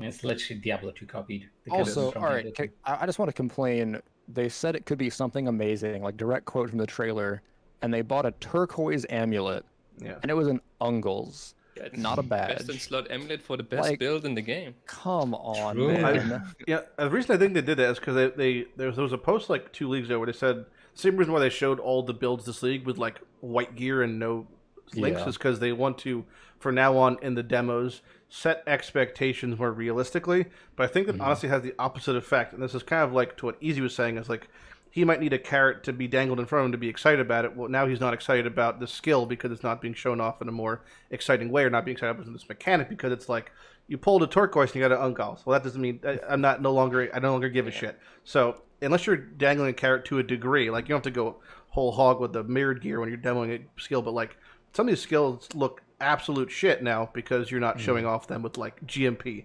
Like, you know, I don't want to use the weird rage blade because it has terrible AoE, but it turns out they're not using any AoE or any weapon effect. I was like, I don't know that because you don't see it, but now I'm not league starting it. So it's a bit of a combo there. I think they want to leave it to the players to discover. I mean, I think their stance on it. So, but that said, I disagree with it as well. Yeah.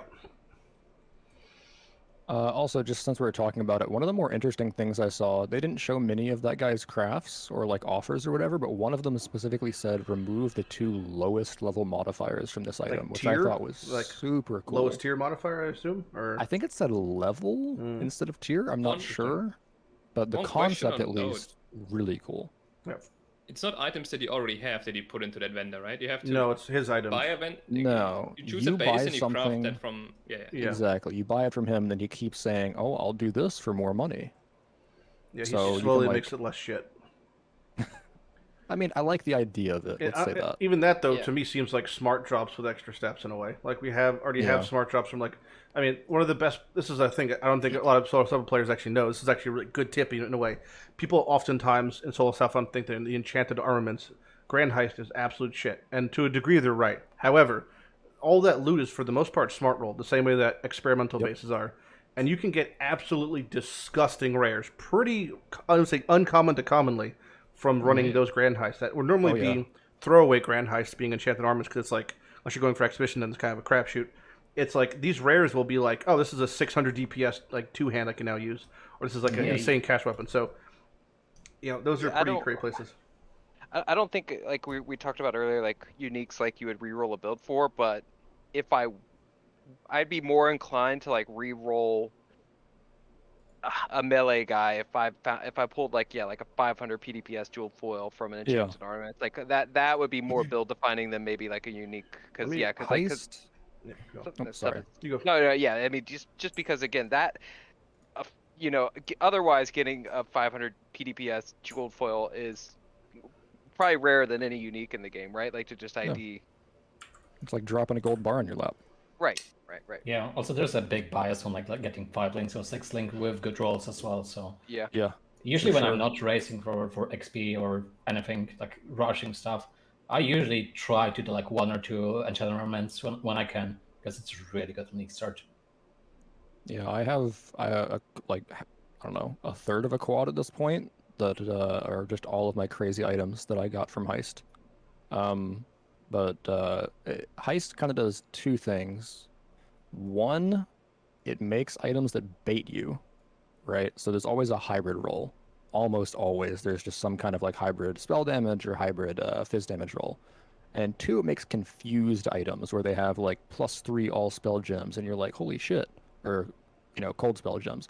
And then that has like T1 flat fire damage to spells. Yeah. But sometimes it gets the recipe right. Sometimes it just gives you crazy shit. Yeah, I just I I mean, put in our the group chat an item that I have found. Where is it? Jesus. From experimental base, which is after crafted, it's a 540 PDPS 1-hand spirit blade. Yeah. So that is an example of like, try to put on fucking the stream thing. There we go. That's an example of like this is an item that this is one of those kind of I get this, and if it was just happened early in the league, I'd just kind of stop what I'm doing and I would just build around this. And these are the type of things you could get in these league mechanics, like that are absolutely insane, but like are go criminally underused, especially like enchanted. I mean, this is one for experimental, but the same way it kind of works. Yeah, I mean, I just posted the one that I found. This is probably the greatest item I've ever found in heist and like rarest. Yeah. It was the +1 max endurance and power charge staff with triple T2 fizz prefixes. Just there. I got T1 attack speed and crafted quality on it, and it's over 1,000 PDPS. Yep. Like, just insane. Insane. Yeah, I'm gonna log in and find my one because I have a couple of those as well. Old heist war stories. Well, speaking of 1K weapons, Iron, I remember they were 1K axe. Yeah? What Back do you in the remember day. about it? I just remember it. That's actually the tattoo I showed earlier. The mirror here. It looks normal on my cam. Oh, yeah. But in reality, it's Nice. the 1000 is reversed in the mirror because I thought it'd be a cool gimmick. Like you only see the 1000 if you look at it in a mirror. But the inside of the mirror is empty, and I was like, oh, what can I put in there? Like, what have I done in PoE? And I was like, oh, I made the first 1000 DPS weapon. It kind of fits nicely. It's a nice number. 100% not scripted. I swear. I didn't even know. That's yeah, awesome, I just wanted to dude. put something in there. I thought it was That's cool. awesome. I mean, honest, like making that is part of the weird butterfly effect that got me here. Yep. God, that started with Demi. What a time. What a time to be alive. One of the many people that were born in the Legi Guild. Was he? Yes. Yeah, actually, well, I don't know if we want to talk about that on the podcast. Yeah, but Probably for that. But yes, he was. Let me pull up the questions again. Well, it was a couple guys like him. I won't say anything mean, but like him, Don the Crown. He was a Legi Guild starter. Belton, as the memes go on. I've had many bastardized children over the years. Let's think of a good question. We're almost out of questions here, actually. Pretty good. If you were a soup, what kind of soup would you be? Fantastic. French onion for me. Lobster bisque. I haven't had it in so long. That shit's fire. It is fire. These questions are absolutely dog shit. I got nothing. Good. Yeah, I got nothing. I don't know. I like ketchup, tomato soup, whatever. Ketchup tomato soup. Yep. Yeah, that sounds disgusting. Covered in piss. I mean, ketchup soup. I am a disgusting person, so. He's one of like the Nurgles from fucking Warhammer. He's from the Filth Plane. Actually, can I ask a question to you guys? Because I'm kind of curious. What favorite soup? No. What? Just submit it to the website. Yeah. So, I like have posted write-ups and stuff about my grinds and like what's been the hardest shit for me. Yep. Like Blight at one point in Heist. I'm curious what your guys so far have been. Easy for me, and I didn't even work, but I spent 2 weeks, 8 to 10 hours a day sitting in Quarry, farming the Crush Claws. Infused beachheads. Yep. It was the most. It was the fastest way to get infused beachheads, by far. But it was like, it was only like maybe 20% faster, but it was faster for sure. And it was just like, I mean, I got so deranged towards the end of each stream where I was just playing frog sounds like loud on stream, and like my cameras were upside down and shit, and it was just brutal. It was I understand you. So it was so much time. You can always run around. I was running around in Quarry. Resetting Quarry, ran Quarry. Reset Quarry. I mean, I rebound my mouse 4 and 5 to control so I could reset instances with one hand, just because I was just leaning back so far. So that was, I did all that, and it didn't even get me anything, which was, very Path of Exile. Aside from that, probably Ultimatum. Like I've gone through 30,000 Ultimatum waves, and I've had very little to show for it, which is fantastic. But that's one of the unfortunate things about Path of Exile. And this is only because of this like self-imposed ethical playstyle on top of the challenge that I already have, is that I feel an obligation specifically to play 99% of my time in League. And even though I know for a fact if I just waited like 3 months, all this shit would be easier to obtain by like almost always guaranteed. It becomes easier to obtain. But I feel like obligated to do so, and it just is like almost disturbing at sometimes to realize that these uniques are just like crazy rare that are like shit tier alch uniques in Trade League. And they're crazy rare. Yeah. And I there's mean, nothing hey, like I did everything I could. 30C or something. Yeah, I mean, and thankfully, last week I got a ritual. I got every single unique, which was the first time I've ever done that. But it was like, I only got one of each of them for the most part. So it's not. It's like I just happened to get them all, but I could have very narrowly missed that, like I did in Delirium. And it's disturbing. But yeah. Yeah, I'm usually the person that is between Iron and Lighty, if we're talking about being ethical. Yeah. So I've done most of my collection in the leagues as well. Pretty similar to Manni, I would say. So I've only done, I don't know, some heisting now on standard and some blighted mobs, but I kept my playthrough and mindset the same as Lighty, because I think stuff should be collected when it's current and not like just grinding in standard like Iron did. And I think it doesn't retract anything from the grind and anything from the effort. Yep. Obviously not, but I prefer it that way. So I think it's more fun. But it feels For what shit. it's worth, I actually agree with that philosophy. I'd prefer, like, a ritual I got in League, but the only reason that I have been in Standard is because the first time I thought that was, there was no Atlas passives or Watchstones. I thought that was, like, the only possible way to 100% it, and with Heist introduced, maybe the only shot ever. And then the second time, because, well, Heist, Yeah. But, like, I'm so looking forward to just doing it normally. Yeah. So looking forward to it. It's pretty I have good a different mindset Yes, about it. Like, I'm not... You're going for, like, the 100%ing it. And for me, it's more like... It should be an infinite goal. It's like the entire point, right? That's kind of like the my series mind for me. is- Collection to have something to go for at any point. So I can lock it to PoE, and what am I going to do? Well, let's work on this. This will never be over. Yeah. I mean, feel like- honestly, at this point, like, half the reason I go so hard is because I always have.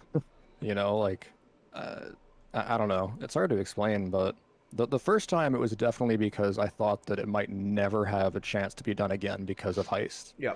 But since then, it's just been, like, what I do. Easy. Kind of off rails, since I know most everyone at this point is just straight into SSF for the beginning. But again, just doing a trade league push. One of the worst feelings is, so again, getting down to the last few uniques that I need. I dropped a Gray Spire in our trade league push, just like in a random map, and like that's one that I still that is like one of the worst feelings. Like, it's like, oh man, why is it here? Exactly And to like, that point. Oh, sorry, keep going. Oh, and again, so when we're doing like our group currency pushes too, like that's why I'm like, guys, like I can't do Heist. Like I can't do Heist because if I were to get like a replica baited, it would be great for the team. But like that would just like I don't know, that would just like that would piss me off, or I don't know. I definitely would feel some type of way if I dropped it in Trade League. While it would be good, it would just I just couldn't imagine doing it. So like there's like a couple bits of content I've always tried to stay away from when we do like currency pushes or like group put. For sure. Like I had the charity event a month ago, and the very first blighted map we did naturally dropped a Shav's ring for me, and I don't have Shav's ring. Yep. And then the next day, our very first Val Reliquary key gave me the upgraded incursion shield, which I didn't have.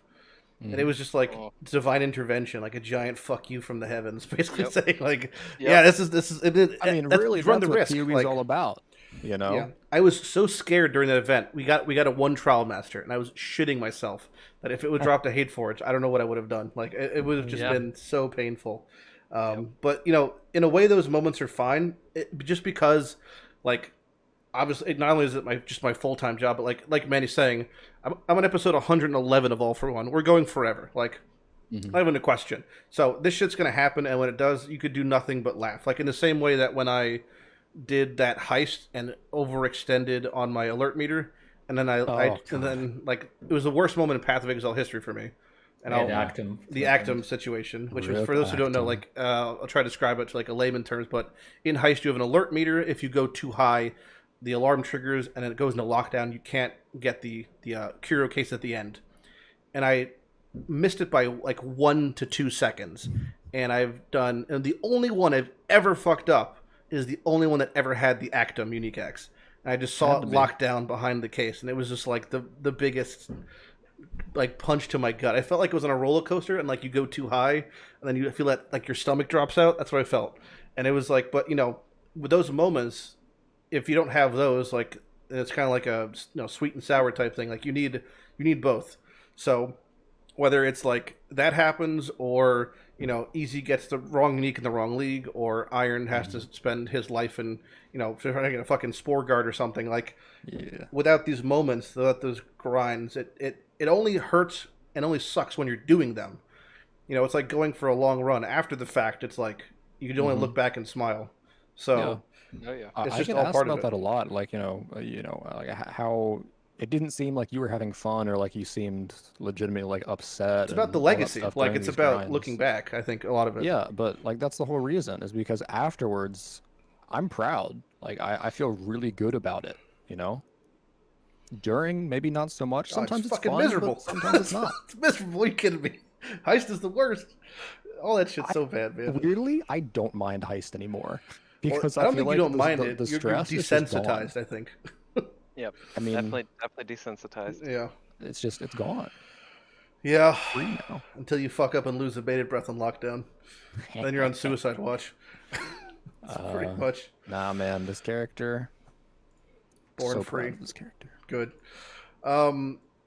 Yeah, but that pretty much that's all the Q&A questions for the most part. I'm sure I've missed some, but a lot of them we already discussed in previous conversations. Do we have any closing topics? We're in no rush to finish, but any closing topics or things that you wanted to talk about that we didn't get to? Again, no rush.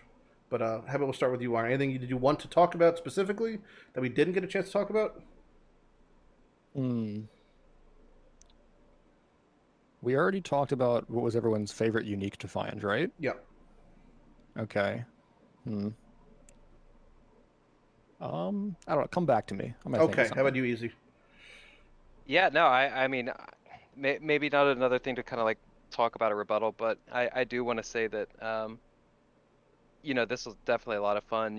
Again, I know you all guys have like, Twitch presences, and you guys are in the, the face of everything. And, I'm like a kind of meme maybe with Lighty and Iron, just like, I kind of stick in the dark and just, do my own thing. And, I fully enjoy the game that way, but, it is also cool to, share the space with you guys and just be able to nerd out on unique stuff, and again, just overall state of the game. And obviously it's all a passion or a game that we enjoy, so again, it's always nice to share ideas with like-minded people. Aww. So, yeah. Oh, sweet. I mean, dude, you're the reason I got into collecting. Like, Yeah, that's straight up you. Yeah. Same as me. It's Mr. Money. So Yep. Yeah. pretty funny how it ended up with being. You know what? Actually, I do have my thing. This is not really a question or something to talk about, but I've noticed this hugely. I'm sure you guys have too. I don't know how much is due to us, how much is due to whatever external factors, but a ton of people are playing SSF and collecting uniques now. Like over the past 6 months, Yep. it's become a lot more popular and acknowledged. Sure. I feel some kind of responsibility for that. I don't know about you guys, but I don't know.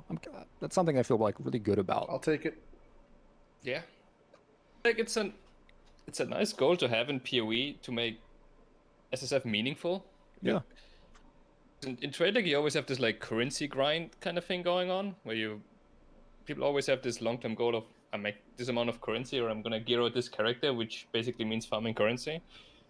But this is like the SSF equivalent in my mind, where it's like the long-term goal. It's trophy What you collecting. can go for. It's just big dick trophy collecting. Yeah, it's trophy collecting, exactly. It's like hunting 100%. achievements in games or something. I you know? do this so I can flex. Yep. And it makes you cover all of the game too. Yeah, you Yeah, have exactly to. what I wanted to Yeah, big touch point. on. Yeah, that you just have to do all the content, so you engage with all the systems, and some of them are really freaking terrible. Again, farming coins and clicking prophecy. They're not good. But at the end of the day, like, you come to appreciate PoE for what it is. You also learn. And you Yes. learn a lot, yes. Oh yeah. Playing Solo 7 makes you a better player, I think, without question. Especially if you're going for unique collections, because it's like a sink or swim thing. I mean, you're forced to. There's no easy way out. There's no, just buy it. You have to get it, and you can get things lucky, but You're gonna have to like learn a little bit, and that's okay. You could take as long as you want. You can go as fast as you want. Doesn't matter. You're on your pace, your terms. You just have to fill the tab. It's simple. Mm-hmm. And there's no rules. No rules. You know what? Everyone has Yep. their own set. Hack the world, man. Just fill it. Just fill it up. Forehead. Just fill it forehead. Yeah, pretty simple. Pretty simple. Any other closing topics or anything you guys want to mention? Going once, going twice. Manny, I see your mic's flaring. I'm thinking, but I can't think of anything. Fucking goldfish around here. The Yeah, I think we goldfish covered ones. most of the topics, I would say, but I really hope that that us like talking about the issues and about like pros and cons on SSF. I think it's such a great way to play PoE, so I can't recommend it enough. Yep. Agreed. And it's free. Don't forget, if you're somehow watching this and you've never played Path, the game's free, bro. Yep. And Game's I free. feel like we're doing a bit of a circle jerk here. 5 SSF elitists saying how great SSF is, you know. Yeah. But it is true. It is. I mean, there's pros and cons to both, right? Yep. You know, I loved crafting crazy items in Trade League, but once I lost inspiration, I found it somewhere else. Just do what you enjoy. Yep. As long as you're having fun, that's really all that matters, I think, ultimately. Yeah. That's pretty much it. It's And like a new heist for 95 months. years. You live life in Lyra. On that note, let me wrap it up here. I guess that's pretty much it. Thanks to Iron, Easy, Legi, and Manni for hanging out today and talking about Expedition, Path, Soul of Self-Found, Fist Fights, Soup, all that stuff. Yeah, this what is this called? This unnamed. What is it? Does it have a name yet? We have a name? All for 5? I don't know. Oh, that's terrible. Okay. absolutely garbage. What do you Look, call it? history, I'm I wrote guessing. Unique Boys with Z on the group chat. I don't know. Maybe let's see if anyone comes up with a good name. Unnamed Podcast 1. Got it. Yep. Unnamed I Unique kind of Podcast like 1. Unique Boys, to be honest. Yeah, I mean, yeah. Unique Boys it's it is. grown on That's me fine. too. Here, Unique Boys. Boys with a Z. There you go. All right. Gotta be. That is that's a wrap. Everyone can wave and well, there's no one. It's just me and Iron. Well, me and Iron will wave. We'll say goodbye. Waving. Swear Okay. I swear I'm Everyone say waving. Good job, goodbye. guys. Goodbye. Goodbye. Ooh. It was fun. Alright, guys. Yeah. See ya. Fine, indeed.